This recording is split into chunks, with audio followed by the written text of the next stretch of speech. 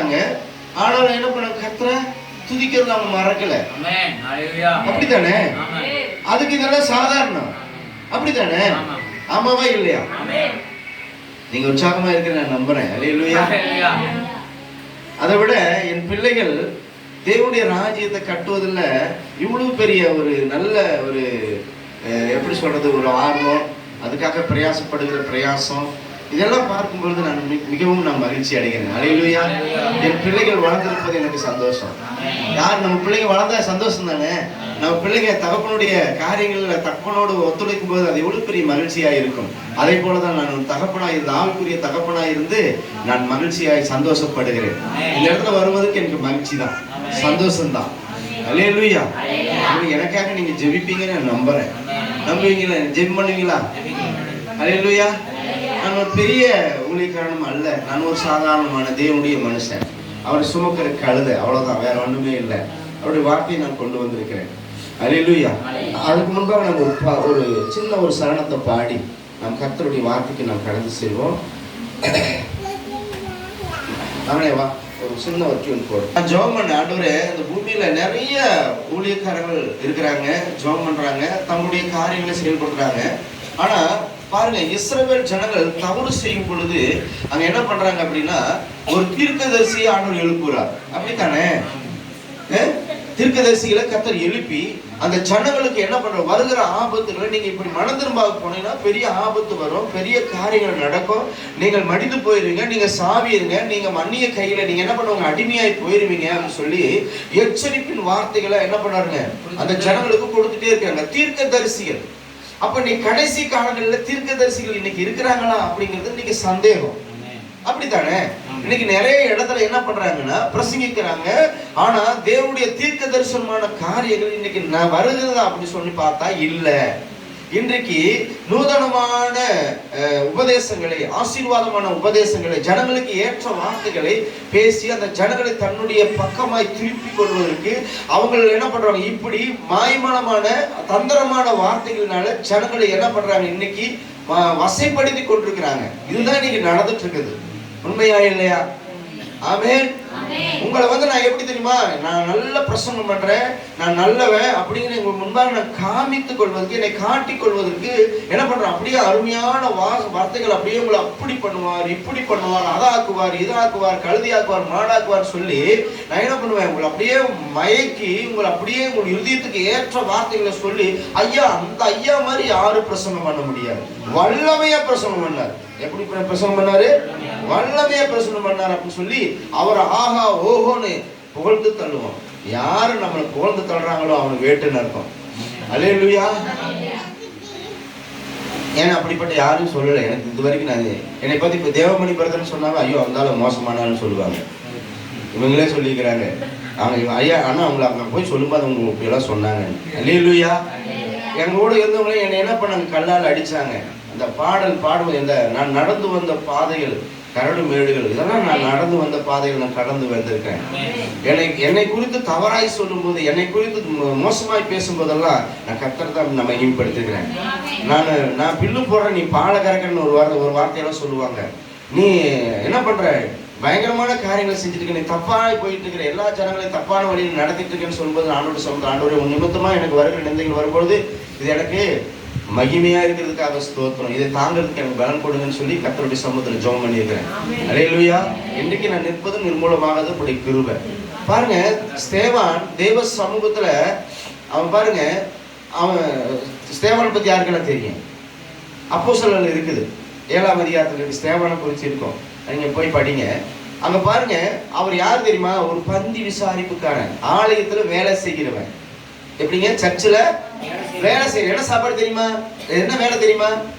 பந்தி விசாரணை அப்படின்னா சோறு போடுற வேலை, இலை போடுற வேலை, டேபிள் துடைக்கிற வேலை, தட்டு கழுவுற வேலை. இப்படிப்பட்ட மனுஷன் தேவ ஆவியினால் நிரப்பப்படும் பொழுது அவன் எங்க எழுந்து போய் என்ன பண்றான், இஸ்ரவேல் ஜனங்கள் மத்தியில போய் தேவனுடைய வார்த்தைகளை சொல்றான். ஆதியாகமத்திலிருந்து வெளிப்படுத்தல் வரைக்கும் என்ன பண்றான், சத்திய வார்த்தைகளை சொல்லும் பொழுது அங்க இருக்கிற இஸ்ரவேல் ஜனங்கள் என்ன பண்றாங்க, மூர்க்கம் கொண்டு என்ன பண்றாங்க, இவனை கல்லெறிந்து கொன்றார்கள். என்ன பண்ணாங்க? கல்லெறிந்து கொன்றாங்க. இந்த ஜனங்களுக்காக பரிதபிக்கிறான். ஆண்டவரே, நீங்கள் என்ன பண்றாங்க? மனம் திரும்புங்க, இயேசுவை ஏற்றுக்கொள்ளுங்க, கர்த்தரை ஏற்றுக்கொள்ளுங்க, அவர்தான் தெய்வம் என்று சொல்லி, அவர்தான் மேசியா, அவர்தான் வர போகிற ரட்சகர் என்று சொல்லும் பொழுது அவர்கள் ஏற்றுக்கொள்ளாம அவங்க என்ன பண்ணாங்க? கல்லெறிந்து கொன்றார்கள். பாருங்க, தேவனுடைய சத்தியத்தை சத்தியமா பேசும்போது உங்களுக்கு விரோதமா நிறைய கல் வரும். எப்படிங்க? ஈட்டி கூட வரும், அம்பு கூட வரும். சவுல் தாவீதை எத்தனை தடவை கொல்றதுக்கு முயற்சி பண்ண? 23 தடவை நினைக்கிறேன், 23 25 நினைக்கிறேன். அப்போ பாருங்க, சவுலை கொல்றதுக்கு எத்தனை தடவை, இந்த தாவீதை கொல்றதுக்கு சவுல் எத்தனை தடவை பிரயாசப்பட்டா? 20க்கு மேல. நம்ம சொல்லிக்கணும், நம்ம கரெக்டா சொல்லல, 20க்கு மேல என்ன பண்ணா முயற்சி பண்றான். ஈட்டியை ஏறான், என்னென்னவோ பண்ணி பார்க்கறான், ஆனாலும் என்ன பண்ணல?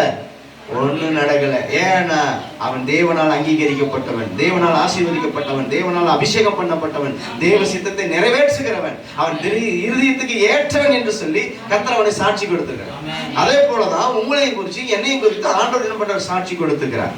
நீ என்னால் மறக்கப்பட்ட, நீ என்னுடையவன் என்று சொல்லி கர்த்தர் நம்மளை என்ன பண்ணிருக்க? தன்னுடைய உள்ள கையில வரைந்திருக்கிறார். பாருங்க, சரி வசனத்துக்கு வரும். இதெல்லாம் உங்களுக்கு தேவையான வார்த்தைகள் தான்.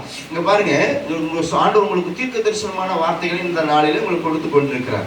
ஆனா அந்த வார்த்தைகளை நீங்க கடைபிடித்து அதன்படி நீங்க ஜெபிப்பீர்களானால், அதன்படி செய்வீர்களானால் நிச்சயமாகவே இந்த ஆலயம் பெரிதாக விசாலமாகப்படும். அல்லேலூயா. இந்த ஆலயம் உங்களுக்கு பத்தாது. வருகிற நாட்களில் கர்த்தர் என்ன பண்ணுவாங்க? விசாலப்படுத்துவார். அதுக்கு ஏற்ற வழியில உங்கள் இருதயங்களை கர்த்தர் சமூகத்தில் என்ன பண்ணணும்? திருப்பி கொள்ளணும். அப்படிதான் நடத்துவார். நீங்க வந்திருக்கிற ஆளுங்களா பெரிய பராக்கிரமசாலிகள் அல்ல, நீங்க தட்டி விட்டா கீழே விழுகிற ஆளுதான். ஆனா உங்களை கொண்டு கர்த்தர் பெரிய காரியங்களை செய்வார். அல்லேலூயா. ஆனா நீங்க கர்த்தருடைய சமூகத்தில் பக்தி வைராக்கியம் உள்ளவராக நிற்கும் பொழுது, உங்க மேல கர்த்தருடைய ஆவியானவர் வரும் பொழுது நீங்கள் பலம் கொண்டு என்ன பண்ணுவீங்க? கர்த்தருடைய ராஜ்யத்தை கட்டுவீங்க. உண்மைதானே? அல்லேலூயா. கர்த்தரான 2 பேர் போய் சும்மா ஊதுனா கீழே விழுந்துருவாங்க. ஆனா அவங்க முழங்கால் போட்டு ஜெபம் பண்ண பாதாளம் நடுங்கும். கர்த்தர் அப்படிப்பட்ட காரியங்களை உங்கள் வாழ்க்கையில செய்யும்படி நீங்க அவர்களுக்கு ஒப்பு கொடுக்கணும். நீங்க பிரயாசப்படணும். நீங்க பிரயாசப்படாம, நீங்க ஆண்டவருடைய சமூகத்தில் ஒப்பு கொடுக்காம நீங்க என்ன பண்ண முடியாது? எதையுமே சாதிக்க முடியாது. அவர் பாடினார், நான் சுயபலத்துல ஓடி பார்த்தேன், என் கால் பலத்துல நடந்து பார்த்தேன், என்னால நடக்க முடியல. தேவனுடைய ராஜ்யத்தை கட்டுறது சாதாரணமான அல்ல. நமக்கு ஒரு எதிராளி இருக்கிறான். அல்லேலூயா. ஆமாவா இல்லையா? அன்பாங்களே, நமக்கு எதிராளி இருக்கிறானே இல்லையா? யார் எதிராளி? பிசாசு. ஆனா அவன் தந்திரமா வேலை செஞ்சுட்டு போயிடுவான். ஆனா நாம என்ன நினைச்சுப்போம்? மனுஷன் தான் நினைச்சிட்டு போவோம். ஒரு மனுஷன் கிட்ட போய் என் தந்திரமா என்ன பண்ணுவான்? அவன் வேலை செஞ்சு போயிடும். நாம அவனைத்தான் எதிராளி நினைப்போம். ஆனா அவனுக்குள்ள கிரியை செய்கிற பிசாசு தான் எதிராளி. அதை இனம் கண்டுபிடிக்கணும். அல்லேலூயா. பாருங்க, உங்களுக்கு கொஞ்சம் பலன் இருந்தோம், நீங்க மறுதலியாம இப்படியெல்லாம் இருக்கிறனால கர்த்தர் உங்களுக்கு என்ன பண்ணிக்கிறானா? திறந்த வாசலை வச்சு. அல்லேலூயா. ஆண்டவர் சொன்னாரு, அவர் திறந்துட்டாருன்னா ஒருத்தரும் போட முடியாது. அவர் திறந்துட்டாருன்னா ஒருத்தரும் போட முடியாது. அவர் பூட்டிட்டாருன்னா ஒருவரும் திறக்க முடியாது. எவ்வளவுதான் பிரயாசப்பட்டாலும் ஒருத்தரும் ஒன்றும் செய்ய முடியாது. அல்லேலூயா. இந்த தீர்க்க தரிசனமான வார்த்தைகளை வைத்து நீங்க ஜெபம் பண்ணுங்க. இன்னொரு வார்த்தை ஏசாயாவின் புஸ்தகத்தில் இருக்குது. அது என்ன போல ஆவியில ஏவப்பட்டதுனால நான் உங்களோடு கூட நான் அதை பேசுகிறேன். அல்லேலூயா.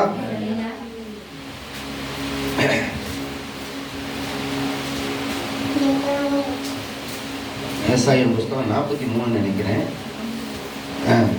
43 18 19 வாசிங்களேன்.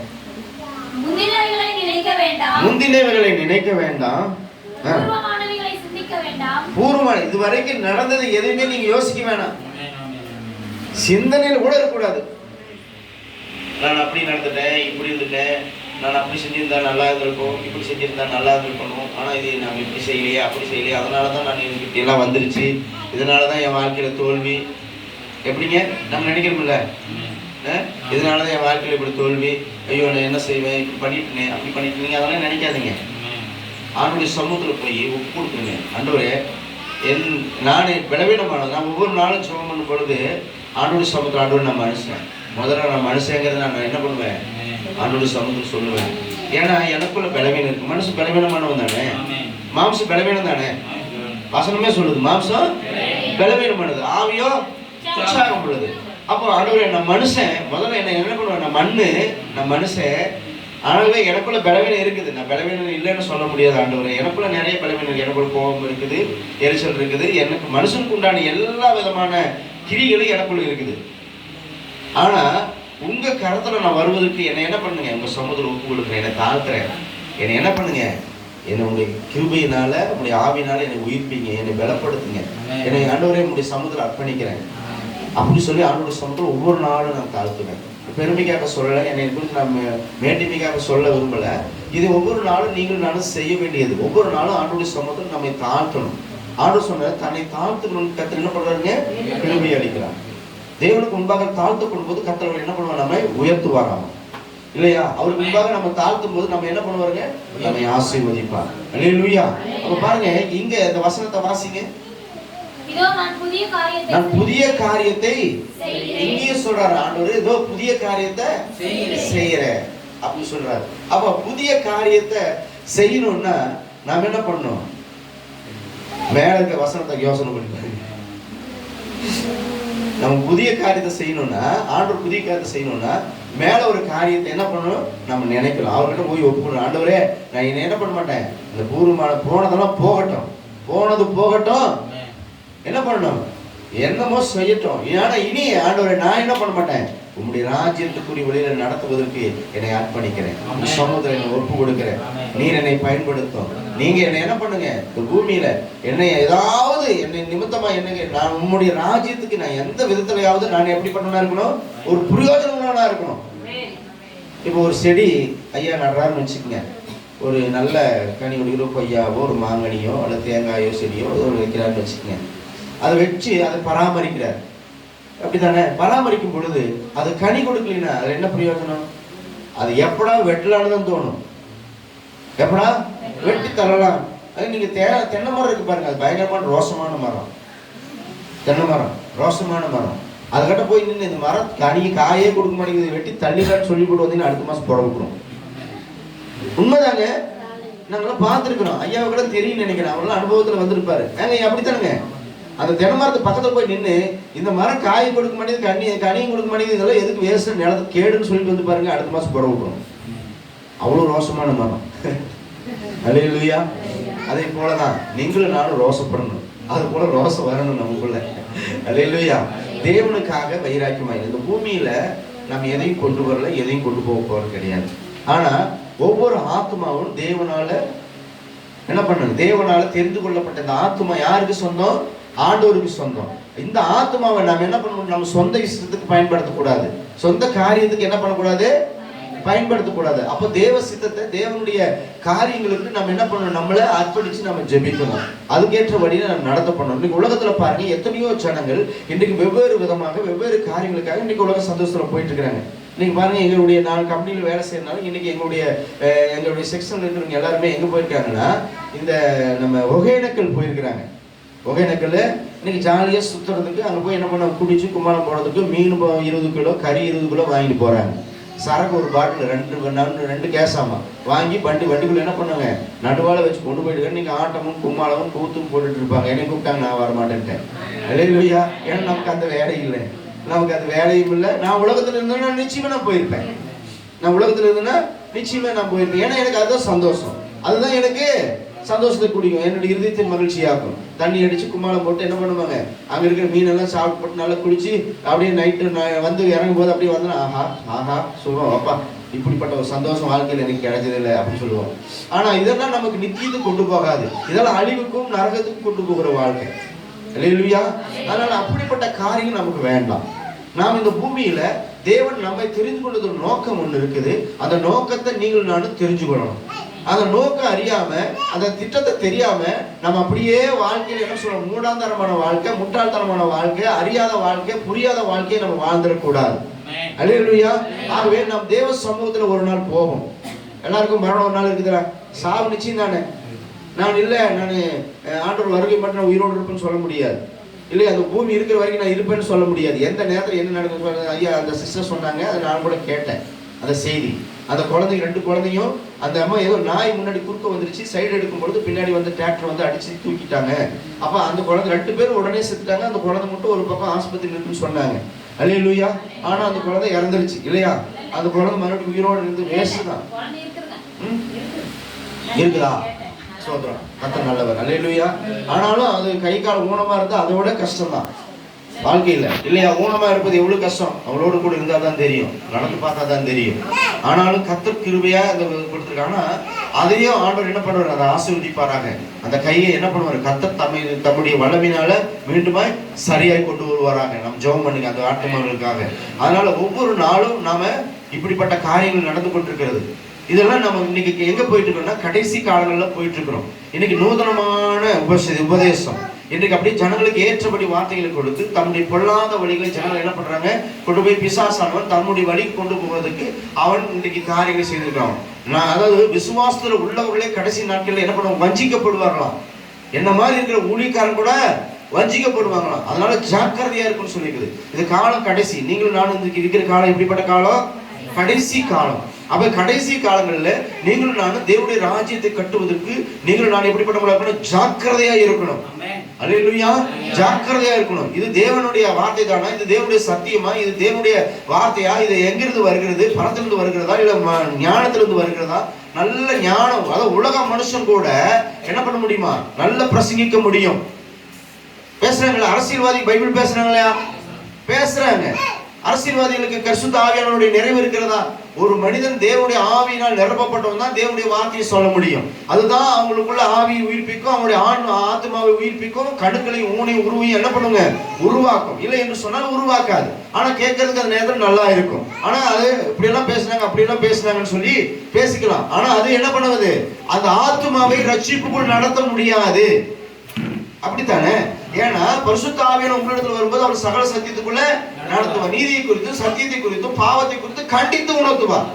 யாரு நடத்த முடியும்? அந்த பரிசுத்த ஆவியானவர் உங்களுக்குள்ள எனக்குள்ள இருந்தா மட்டும்தான் நீதியை குறித்தும் பரிசுத்தத்தை குறித்தும் கண்டித்து உணர்த்த முடியும். இல்லை என்று சொன்னா கண்டித்து உணர்த்த முடியாது. எல்லாரும் வேதத்தை குறித்து பேசலாம், அதுக்கு சம்பவங்களை பேசலாம். ஆனா நாம என்ன பண்ண முடியாது, அது அவங்களுக்குள்ள ஆத்மாவுக்குள்ள என்ன பண்ணாதுங்க, ரட்சிப்பை கொடுக்க முடியாது, ஜீவனை கொடுக்க முடியாது. இந்த வார்த்தை உயிருள்ள வார்த்தையா இருக்காது. அது எப்படிப்பட்ட வார்த்தையா இருக்கும், வழியருக்கு விதைக்கப்பட்ட விதையா இருக்கும். அது என்ன பண்ணும், சீக்கிரமா அது காய்ந்து போகிற ஒரு வார்த்தையா இருக்கும். ஆகவே இன்றைக்கு ஆண்டவர் சொல்றாரு, இதோ நான் உங்களுக்கு முன்பாக என்ன பண்ண, புதிய காரியத்தை செய்யறேன். அப்ப புதிய காரியத்தை செய்யணும்னா நாம ஆண்டவருடைய சமூகத்துல என்ன பண்ணணும், நமக்குள்ள இருக்கிற எல்லா விதமான காரியங்களை ஆண்டவருடைய சமூகத்துல என்ன பண்ணணும், வச்சிடணும், இறக்கி வச்சிடணும். இப்ப நானு ஏற்கனவே உங்களுக்கு ஒரு கதை, சின்ன கதை சொல்லியிருக்கேன்.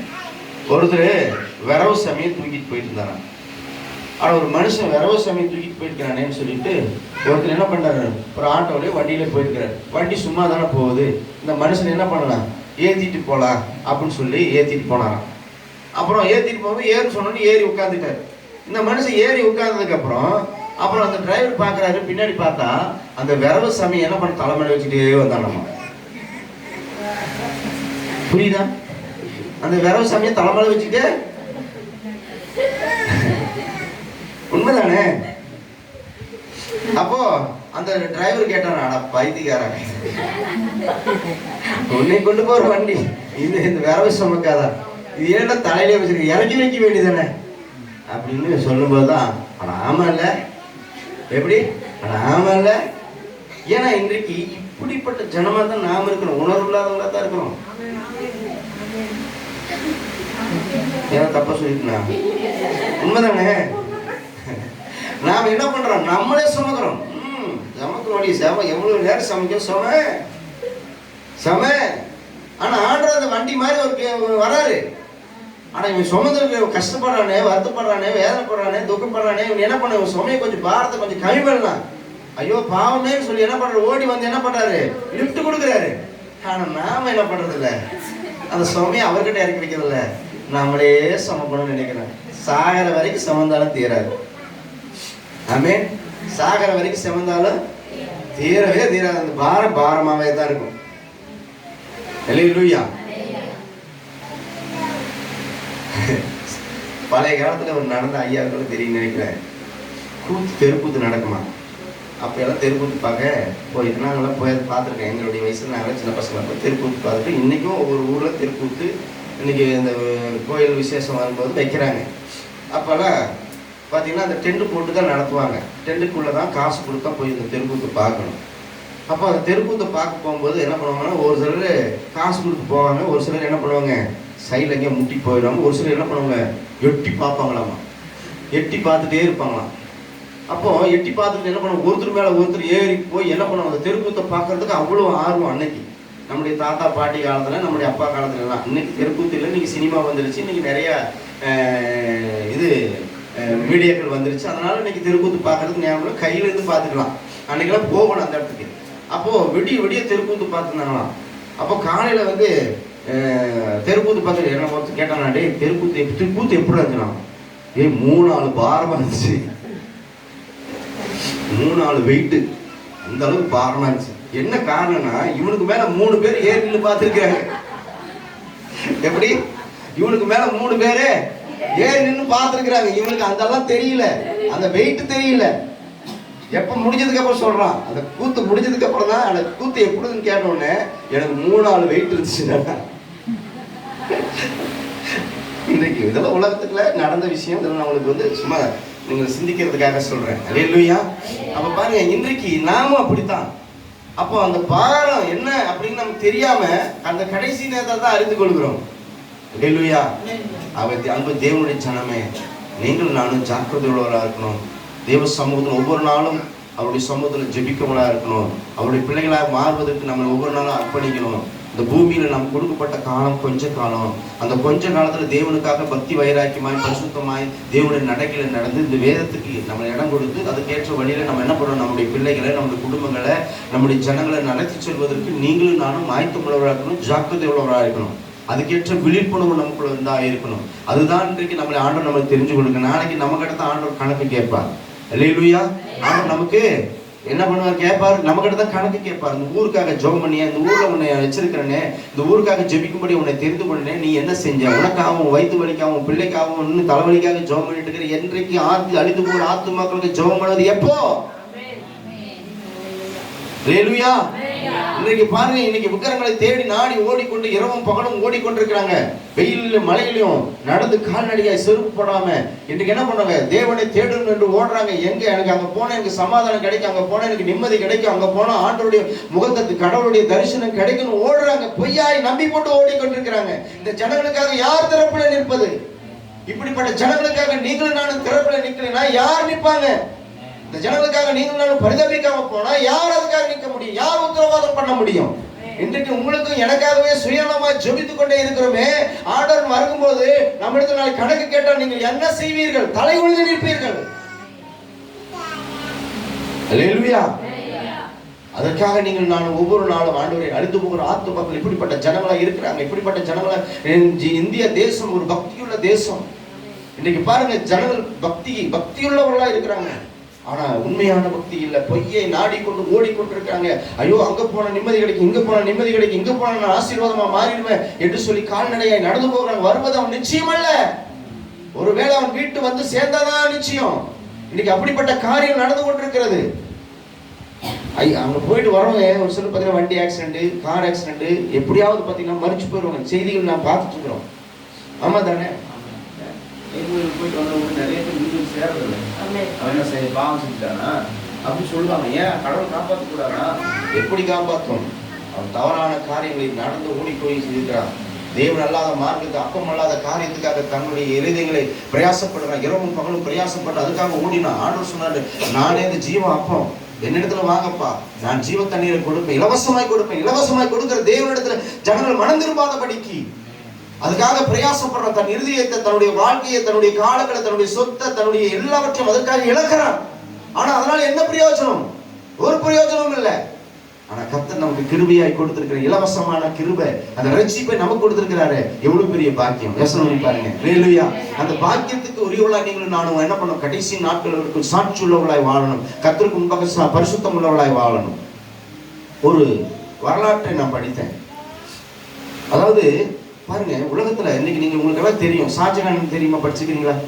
ஷாஜகான் தாஜ்மஹால் கட்டினவர் யாருங்க? ஷாஜகான். அவருடைய மனைவி பேரு என்ன பேருங்க? மும்தாஜ். மும்தாஜ் யாருக்கு தெரியும்? யாருக்கு தெரியுமா மும்தாஜ் யாருன்னு? அட சொல்லுங்களேன். மும்தாஜ் தெரியுமா தெரியாதா? தெரியும். மும்தாஜ் தெரியுமா தெரியாதா? எப்படி தெரியும்? புக்கில் வந்துருக்குதா? சினிமாவில் பார்த்தது இல்லையா? சரிப்பா, நல்ல பிள்ளைங்க, கர்த்தர் ஆசீர்வதிக்கட்டும். அல்லேலூயா. நான் சொல்லும் முந்தாஜி டான்ஸ் கேரின்னு சொல்லுவீங்கன்னு நினைச்சேன், யாரும் சொல்லலை. பரவாயில்ல, புக்கில் படிச்சிருக்குன்னு சொல்லிட்டீங்க. கர்த்தர் ஆசீர்வதிக்கட்டும். அல்லேலூயா. இப்போ பாருங்க, உலகத்தில் இருக்கிற ஒரு தன்னுடைய காதலிக்காக இந்த பூமியில அவன் என்ன பண்றான், தன் வாழ்நாளை தன் பிரயாசங்களை ஒரு மாளிகையாக கட்டுறான். இன்றைக்கு அது உலக அதிசயங்கள்ல ஒண்ணுன்னு பேர் இருக்கு இல்லையா? உலக அதிசயங்கள்ல அதுவும் ஒன்று பாருங்க. ஆனா அது அந்த மாளிகை கட்டுறதுனால, அவங்க மேல நேசம் வச்சதுனால, பாசம் வச்சதுனால, அதுக்காக உழைச்சதுனால, தன்னுடைய வாழ்க்கையை அதுக்காக அர்ப்பணித்ததுனால அவனுக்கு பரலோகத்துல இடம் கிடைக்குமா? கிடைக்குமா? கிடைக்குமா? சொல்லுங்க. கிடைக்காது இல்ல. ஆனா நீ உலகம் அவனுக்கு பிடிச்சி பயங்கரமா ஆஹா ஓஹோன்னு போட்டதே நீங்க எல்லாம் போய் அதெல்லாம் போய் பாக்குறாங்களே. நீங்க பாத்தீங்கன்னா உலகம் அது எப்படிப்பட்டதா இருக்குது? உலக அதிசயம்.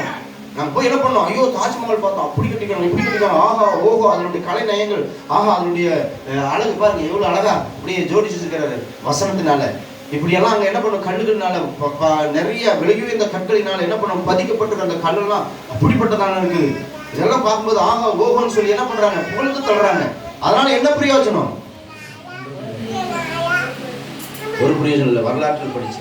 ஆனா நீங்களும் நானும் இயேசுக்காக அப்படிப்பட்ட ஒரு நேசம் உங்களுக்குள்ள வரணும். அவன் எப்படி தாஜ்மஹால் கட்டினானோ அது போல தேவனுடைய அன்பில நீங்கள் கட்டப்பட வேண்டும், மாளிகையா எழும்பப்பட வேண்டும். தேவனுடைய பவுல் அப்போஸ்தலன் நீங்கள் தேவனுடைய ஆலயமாகவும் நீங்கள் மாளிகையுமாகவே கட்டப்பட்டிருக்கிறீர்கள் சொல்லி எழுதியிருக்கிறார். அப்போஸ்தலன் பவுல் எழுதியிருக்கிறார். அப்படித்தானே? அப்ப நீங்களும் தேவனுடைய ஆலயமாக மாளிகையாக கட்டப்பட வேண்டும் என்று சொல்லி ஆண்டவர் விரும்புகிறார். பாருங்களேன், அழிந்து போகிற அந்த உலக அன்புக்கு தன் வாழ்க்கையை, அதாவது அவன் என்ன பண்ணிட்டாங்க தெரியுமா, அவனுடைய வாழ்க்கையில திடீர்னு ஷாஜகானை தூக்கி ஜெயில போட்டாங்க. கடைசி நாட்கள் என்ன பண்ணிட்டாங்க, அவ்வளவு பெரிய அந்த இதை கட்டணும், தாஜ்மஹால் கட்டணும்னு என்ன பண்ணாங்க, தூக்கி ஜெயில போட்டாங்க. அவனால வெளியே வர முடியல, கடைசி வரைக்கும் அவன் என்ன பண்ண முடியல, வெளியே வர முடியல. அந்த அந்த மாளிகையை பார்த்து அவன் என்ன பண்ணான், செத்து போயிட்டான்னு சொல்லி வரலாறு எழுதப்பட்டிருக்கிறது. இந்த உலகத்துல இன்றைக்கு இப்படிப்பட்ட உலக அன்பில நீங்க பாத்தீங்கன்னா நிறைய காதல் ஸ்டோரிகள் நம்ம படிச்சிருக்கிறோம். லைலா மஜ்னு, இன்னைக்கு என்ன அமராவதி அபயாவதி அப்படின்னு சொல்லி காதல் கதைகள் எல்லாம் ஸ்டோரியில நிறைய சொல்றாங்க. அவங்களுடைய வாழ்க்கையில நடந்த அந்த அவங்களெல்லாம் ஒவ்வொருத்தரும் நேசித்ததுனால அவங்களுடைய வாழ்க்கையின் சரித்திரங்களை இன்னைக்கு தமிழ் வரலாற்றுகளை நம்ம படிப்புல சொல்லி கொடுக்குறாங்க இல்லையா? தமிழ் புஸ்தகத்துல வருது இல்லையா? அம்பிகாவதி அமராவதி எல்லாம் வருது இல்லையா? அப்ப அப்படிப்பட்ட காரியங்களை வந்து கொண்டிருக்கிறது. ஆனா அதை காட்டிலும் அதனால என்ன பிரயோஜனம், அதனால என்ன நன்மை, அதனால தேவனுடைய ராஜ்யத்தை கட்ட முடியுமா, அதனால தேவனுடைய சித்தத்தை செய்ய முடியுமா, அதனால தேவனுடைய நாமம் மகிமைப்படுதா? அதனால ஒரு பிரயோஜனமே இல்லை. இந்த பூமியோட அது அழிந்து போயிடும். ஆனா நீங்களும் நானும் பூமிக்கு அழிவான வாழ்க்கையை வாழ்வதற்கு கர்த்தர் நம்மளை அழைக்கல. அந்த அழியாத நித்திய ஜீவனை கொடுக்கும்படியாகத்தான் உங்களை என்னையும் அழைத்திருக்கிறார். அதுக்கேற்ற வழியிலே நீங்களும் நானும் நடத்தப்படும்படியாக தான் கர்த்தர் தம்முடைய ஆலயங்களை கொண்டு வந்து சேர்த்திருக்கிறார். அதுதானே உண்மை. அதுக்காக தானே வந்திருக்கிறீங்க. ஜாலியா இருக்கலாம், சர்ச்சுக்கு போனா பாட்டு பாடலாம், டான்ஸ் ஆடலான்னு வந்திருக்கீங்களா? சர்ச்சில் டான்ஸ் ஆடினா காலை பிடிச்சு கொடுக்கும். இவன் சர்ச்சில் டான்ஸ் ஆடக்கூடாது, வெளியில் ஸ்டேஜ் போட்டு நடத்துங்க. இது தேவன் தங்குகிற ஆலயம், தேவனுடைய பிரசனம் தங்குகிற ஆலயம். அல்லேலூயா. அதனால நீங்க ப்ரோக்ராம் பண்ணணும்னா சர்ச்சுக்குள்ள நடத்தாதீங்க, வெளியில ஒரு என்ன பண்ணுங்க, ஒரு இடத்துக்கு போட்டு அந்த வேறு இடம் உங்களுக்கு தான் காலியாக கிடக்குற போடுங்க, நல்ல ஜனங்கள் பாவிட்டோம். உள்ள வந்தா வரமாட்டாங்க, வெளியே போனீங்க நல்லா வந்துருவாங்க. ஆமா தானே? கர்த்தர் உங்களை அப்படி நடத்துவாராக. கர்த்தர் உங்களுக்கு ஒரு என்ன சொல்றது, ஒரு ஆலோசனை. இல்லையா? போடுங்க, கர்த்தர் நடத்துவா, எல்லா ஜனங்களும் வந்துருவாங்க. பிள்ளைங்கள டான்ஸ் ஆடுற வந்து பார்ப்பாங்க. அப்ப இயேசுவின் ரத்தத்தை என்ன பண்ண, இயேசு நாமத்தை சொல்லிடணும், சுவிசேஷத்தை சொல்லிடணும். இயேசு கிறிஸ்து இந்த பூமியில என்ன பண்ணுவார், பிறந்தாருங்கிற அடையாளத்தை நற்செய்தி உங்களுக்கு அறிவிக்கிற இயேசுவை நம்புக பரலோகம், இல்லைன்னா நரகம்ன்றீங்க. அல்லேலூயா. ஆமென். அதனால சத்தியத்தை சத்தியமாய் போதிப்பதற்கு கர்த்தர் நமக்கு என்ன பண்ணுவார், அப்படிப்பட்ட கிருபைகளை கொடுக்கும்போது அதை நாம் சரியாய் பயன்படுத்திக் கொள்ளணும். ஆகவே நீங்கள் என்ன பண்ணணும், முந்தின நினைக்காதீங்க, கூர்மான சிந்திக்காதீங்க, இதோ கர்த்தர் உங்கள் புதிய காரியங்களை செய்வேன் என்று வாக்கு பண்ணுகிறார். ஆகவே அந்த வாக்கு தத்தங்களை பிடித்து நீங்கள் ஜெபம் பண்ணுங்க, உங்களை அர்ப்பணித்து தேவ சமூகத்தில் ஒப்பு கொடுத்து உங்களுடைய காரியங்களை எல்லா ஆண்டோட சமூகத்தில் என்ன பண்ணணும், எல்லாருக்கே பண்ணிடணும். அல்லேலூயா. யோசுவாவின் புஸ்தகத்தில் 5ஆம் அதிகாரத்தில் ஒரு காரியம் நடக்கும். யோசுவா அந்த ஆயி பட்டணத்தை என்ன பண்ணுவாங்க, ஜெயிக்கிறதுக்கு அங்க படையெடுக்கும்படியா என்ன பண்ணுவாங்க, யுத்தத்துக்கு போவாங்க. ஆனா ஆய்பட்டணங்கிறது வந்து பாத்தீங்கன்னா சின்ன பட்டணம். என்ன பட்டணம்? சின்ன ஆய்பட்டணம். பேரு ஆய்பட்டணம் அப்படின்னு அருவருப்பான பட்டணம் தான், உண்மைதான். அல்லேலூயா. ஆனா குறைஞ்ச ஜனங்கள் இருக்காங்க. ஆனா இஸ்ரவேல் ஜனங்களோ என்ன பண்ணிருக்காங்க, பலத்தம் உள்ளவங்களா இருக்காங்க, யுத்தத்துல பராக்கிரமசாலிகள் நிறைய இருக்கிறாங்க. ஆனா இந்த ஆய்பட்டணத்துக்குள்ள என்ன பண்றாங்க, போறாங்க. அதை ஜெயிக்கிறதுக்கு போகும்போது பாத்தீங்கன்னா இவங்களால ஜெயிக்க முடியல. ஆய்பட்டணத்துக்காரங்க இவங்க என்ன பண்றாங்க, 20-25 பேர் என்ன பண்றாங்க, நம்ம இஸ்ரவேல் ஜனங்களை கொண்டு போடுறாங்க. அதனால இவங்க என்ன பண்றாங்க, அவங்க கிட்ட ஜெயிக்க முடியாதுன்னு சொல்லி புறமுதுகு காட்டி ஒடியாடுறாங்க. என்ன பண்றாங்க, வந்து இங்க இஸ்ரவேல் ஜனங்களுடைய பாளையத்துக்கு வந்துட்டாங்க.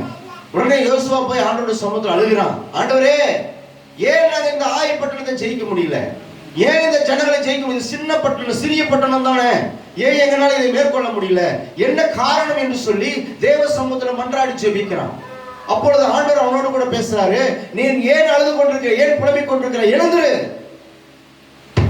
உன் ஜனங்கள் எரியோவிலிருந்து வரும் பொழுது அங்கே அநேகமான அருவருப்பான காரியங்களை தீட்டுள்ளவர்களை எடுத்துக்கொண்டு புதைத்து வைத்திருக்கிறார்கள். ஆகவேதான் உன் ஜனங்கள் என்ன பண்றாங்க, ஜெயிக்க முடியலன்னு சொல்லி ஆண்டவருடைய சமூகத்துல ஆண்டவர் அவரோடு கூட பேசினார். உடனே எல்லா ஜனங்களையும் கோத்திரமாக, ஜாதி ஜாதியாக, இனமாக, குலமாக, கோத்திரமாக, ஒரு வம்சமாக, குடும்பமாக பிரித்து பார்க்கும்போது கடைசியில் ஆகான் பிடிக்கப்படுகிறான். அல்லேலூயா. அந்த ஆகான் என்று சொல்லி அவனை அழைக்கும் பொழுது என்ன செய்தா, என்ன சொல்லு, ஆண்டவர் மேல சீட்டு போடுறன்னு கேட்கும்போது அவன் சொல்றான், நான் எரிகோ பட்டணத்திலிருந்து வெளியே வரும்பொழுது நல்ல உயர்ந்த சால்வைகளையும் வெள்ளியும் பொன்னையும் என்ன பண்றேன் எடுத்துக்கொண்டு நான் என்ன பண்றேன், என்னோட கூடாரத்துல புதைச்சு வச்சிருக்கிறேன். என்ன பண்றேன்னு, என் கூடாரத்துல புதைச்சு வச்சிருக்கிறேன். கூடாரம், உங்கள் இறுதிங்கிற கூடாரத்துல எத்தனை காரியங்களை புதைச்சு வச்சிருக்கிறீங்க. அல்லேலூயா. கேட்குறீங்களா அம்மா, தாயே? சத்தியம் உங்களோடு கூட ஆண்டவருடைய வார்த்தை வந்து கொண்டிருக்கிறது. இன்றைக்கு உங்கள் இருதயங்களை எத்தனை இதை அடைச்சி வச்சிருக்கீங்க, ஆண்டவருக்கு பிரியமில்லாத புதையில எத்தனை விதத்தில் வச்சிருக்கிறீங்க. இயேசு கிறிஸ்து பிரியமான சீசன் உங்களுக்கு எல்லாம் தெரியும். யாரு? மாத்தாள் மறுபடியும் சகோதரன் பேர் என்ன? லாசரு. அவன் மரித்து போயிட்டான். அப்படியே கல்லறையில் வச்சுட்டாங்க. என்ன பண்றாங்க, கலரு நாரி போமே. அதை சொல்ற, எங்க வச்சிங்க? அதோ அந்த புதையில வச்சிருக்கிறோம், புதைக்குழியில வச்சிருக்கிறோம். நாங்க நாரி போகுமே, பரவாயில்ல, அந்த புதைக்குழி காட்டுங்க, எங்க காட்டுங்கிறாரு. அந்த புதைக்குழியை பார்த்து இயேசுவின் நாமத்தினால கல்லை தர என்ன பண்ண, அந்த கல்லை புரட்டி போடினாரு. புரட்டி போட்டாதான் அங்க அற்புதம் நடக்கும். புரட்டலினா அப்ப அற்புதம் நடக்கணும்னா அந்த புதையில் இருக்கிற புதைக்குழியில் இருக்கிற கல்லை தள்ளிடும். இதெல்லாம் ஆண்டவர் பிரியமில்லை, இதெல்லாம் சரியில்லை. அந்த மகளே, செல்போன் அதிகமாக போட்டுட்டு இருக்கிறியா, புதைக்குழியில் போயிட்டு இருக்க, உன் வாழ்க்கையில் அற்புதம் நடக்காது, நிச்சயமா நடக்காது. தள்ளி இருக்கு. வேண்டான்னா வேண்டான்னு எடுக்காத. எனக்கு இது தொடர்றதுக்கே பயப்படுவேன். நான் வச்சிருக்கேன், உங்களுக்கு செல் தெரியும் நினைக்கிறேன். இதுதான் நான் வச்சிருக்கிறேன். எல்லாரும் என்னமோ சொல்லிட்டு போறாங்க பாருங்க.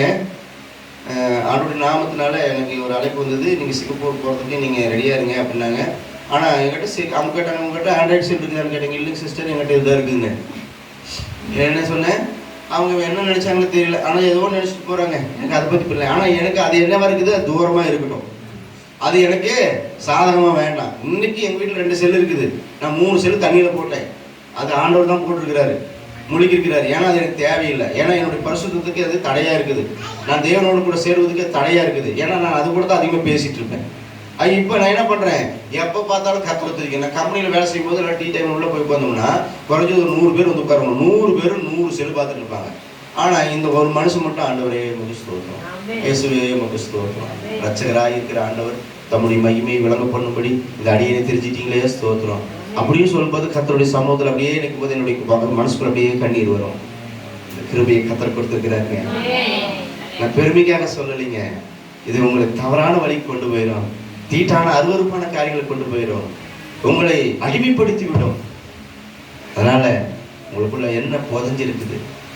நிறைய பசங்களோடு கூட பிள்ளைங்க ஸ்டார்ட் பண்ணிட்டு இருக்கிறாங்க, தவறான மெசேஜ்களை அனுப்பி இன்றைக்கு தன்னுடைய வாழ்க்கையை இதுதான் இன்பம், இதுதான் சுகம், இதுதான் ஏன் யார் பண்ணாத நான் பண்ணிட்டேன், உங்களை அடிமைப்படுத்தி விடும். அது வலைக்குள்ள உங்களை என்ன பண்ணுவோம், தூண்டில் போட்டு பிடித்து உள்ள விடும். ஒரு நாள் அதில் சிக்கிக்கொள்ளும் போது அது வெளியில வர முடியாதபடிக்கு தன் ஜீவனை கொடுக்க வேண்டிய காலத்துக்குள்ளாய் வருவோம். மீன் வலைக்குள்ள மாட்டிச்சுன்னா வெளியே வருமா? அறுத்து சாப்பிட்டுருவான். பிசாசு உங்களை சாப்பிட்டுருவான். ஜாக்கிரதையா இருக்கணும். வாலிப பிள்ளைங்க செல்போனுக்கு அடிமையாக இருக்கக்கூடாது. அதுல நிறைய நல்ல விஷயங்கள் இருக்கு. தேவனுடைய பிரசன்னம் இருக்கிறது. பார்த்தீங்கன்னா தேவனுடைய வார்த்தையை கேளுங்க. அது யாரு தேவனால் நடத்தப்படுறவங்கள, தேவனுடைய ஆவி பெற்றவர்கள் யாரோ நல்ல சத்தியத்தை கேளுங்க. தவறான சத்தியத்தை கேட்கறவங்களுடைய வார்த்தைகளை கேட்காதீங்க. நல்ல பாடலை பாடுங்க, கர்த்தரை துதிங்க, அவருடைய சமூகத்துல ஆர்ப்பரிங்க. ஒன்று சேர்ந்த வாலிபர்கள் பிள்ளைகளை ஒன்னா சேர்ந்தீங்கன்னா வாங்க கொஞ்ச நேரம் கர்த்தரை பாடி துதிக்கிறான்னு சொல்லி துதிங்க. அது உங்களுக்கு மன மகிழ்ச்சியை கொடுக்கும், உங்கள் வாழ்க்கைக்கு நல்ல வழியை காட்டும். அதை விட்டு போட்டு செல்போனை கொண்டு வச்சுக்கிட்டு என்ன பண்ணாதீங்க, தமிழ் சினிமா பாட்டை போட்டு டான்ஸ் ஆடாதீங்க. தயவு செய்து நீங்கள் அதுக்கு இடம் கொடுக்காதீங்க. நீங்க டான்ஸ் நல்லா ஆடுறீங்க, உங்களுக்குள்ள நல்ல தாளங்கள் இருக்குது, நல்ல விஷயம்தான். ஆனா அதுதான் தேவனுடைய நாமத்தை மையப்படுத்தணும்னா இல்ல, அது தேவனுடைய நாமத்தை மையப்படுத்தாது. அந்த நேரத்துக்கு கொஞ்ச நேரத்துக்கு அது சந்தோஷத்தை ஒரு கழிப்பை உண்டாக்கும், அவ்வளவுதான். ஆனா உங்க வாழ்நாள் எல்லாம் நீங்க தேவ சமூகத்தை என்ன பண்ணணும், ஆடி பாடு, அதாவது ஆடி பாடுறதுனால வெளியில வச்சுக்கலாம். ஆனா இங்க என்ன பண்ணணும், கர்த்தருடைய சமூகத்துல என்ன பண்ணணும், துதிக்கணும், பாடணும், கர்த்தருடைய நாமத்தை உயர்த்தணும், ஜெபிக்கணும், வேத வசனங்களை என்ன பண்ணணுங்க, வாசிக்கணும். ஐயா எத்தனை மணிக்கு முடிக்கிறது?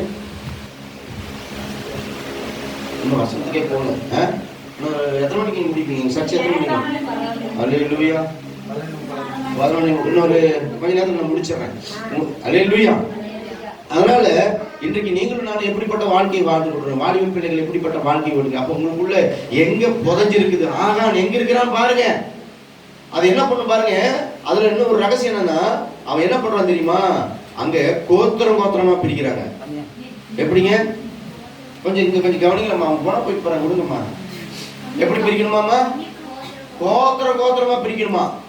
அப்புறம் என்ன பண்ணுமாமா, அந்த வசனத்தை எடுத்து வாசிங்களா இருப்பாங்களா? யோசுவாவின் புஸ்தகம் 5ஆம் அதிகாரம் சொல்றோம்மா, அவசரப்படாதீங்கம்மா. கர்த்தர் உங்களை ஆசீர்வதிக்கட்டும். இப்படிப்பட்ட ஆளுநர் தான் வேணும். 5ஆம் அதிகாரத்தை எடுத்துட்டீங்களா?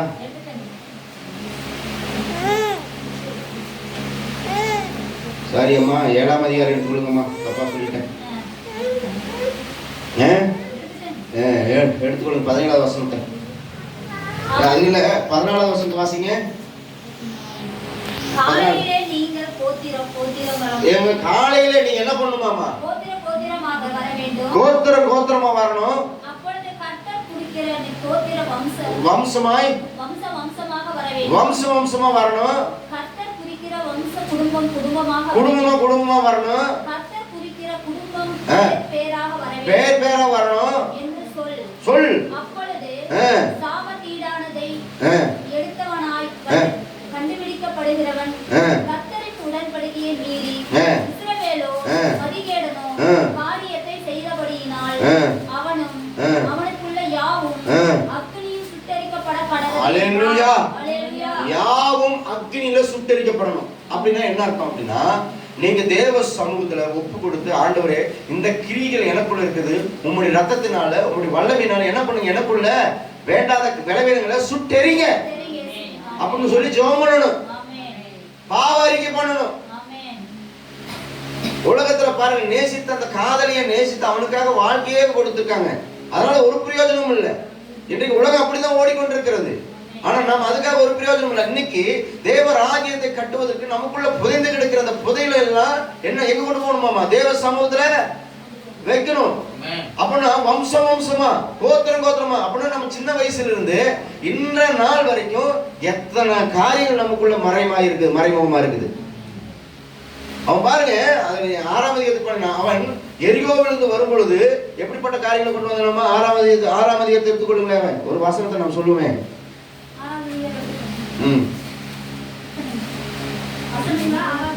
ஆமாங்க, அதுல யோசுவா 6ஆம் அதிகாரம் ஒரு எச்சரிப்பின் வசனம் 18ஆவது வசனத்தை வாசிங்க. யோசுவா சொல்லும்போது சாபத்தீடானதுனால ஏதாயிலும்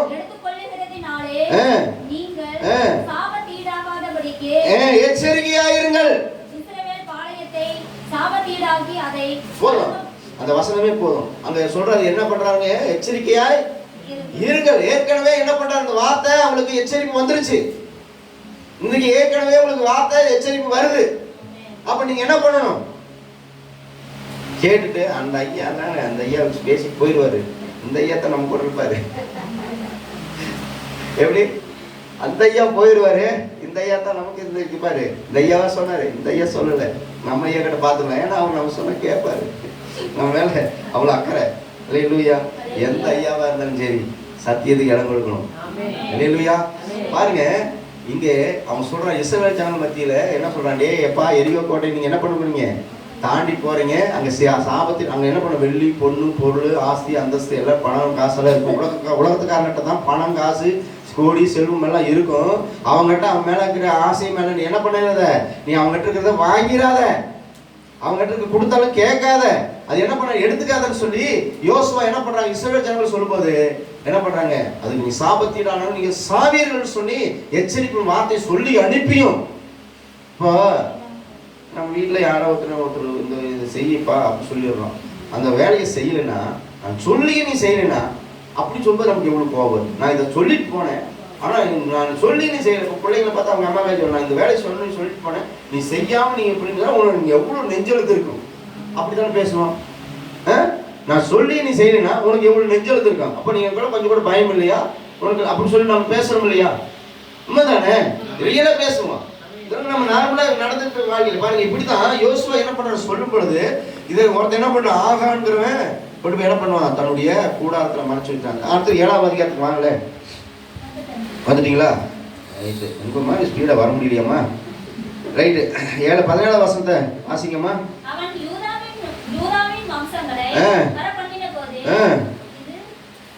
படிங்கம்மா. சேராகியரின் வம்சம் குறிக்கப்பட்டது.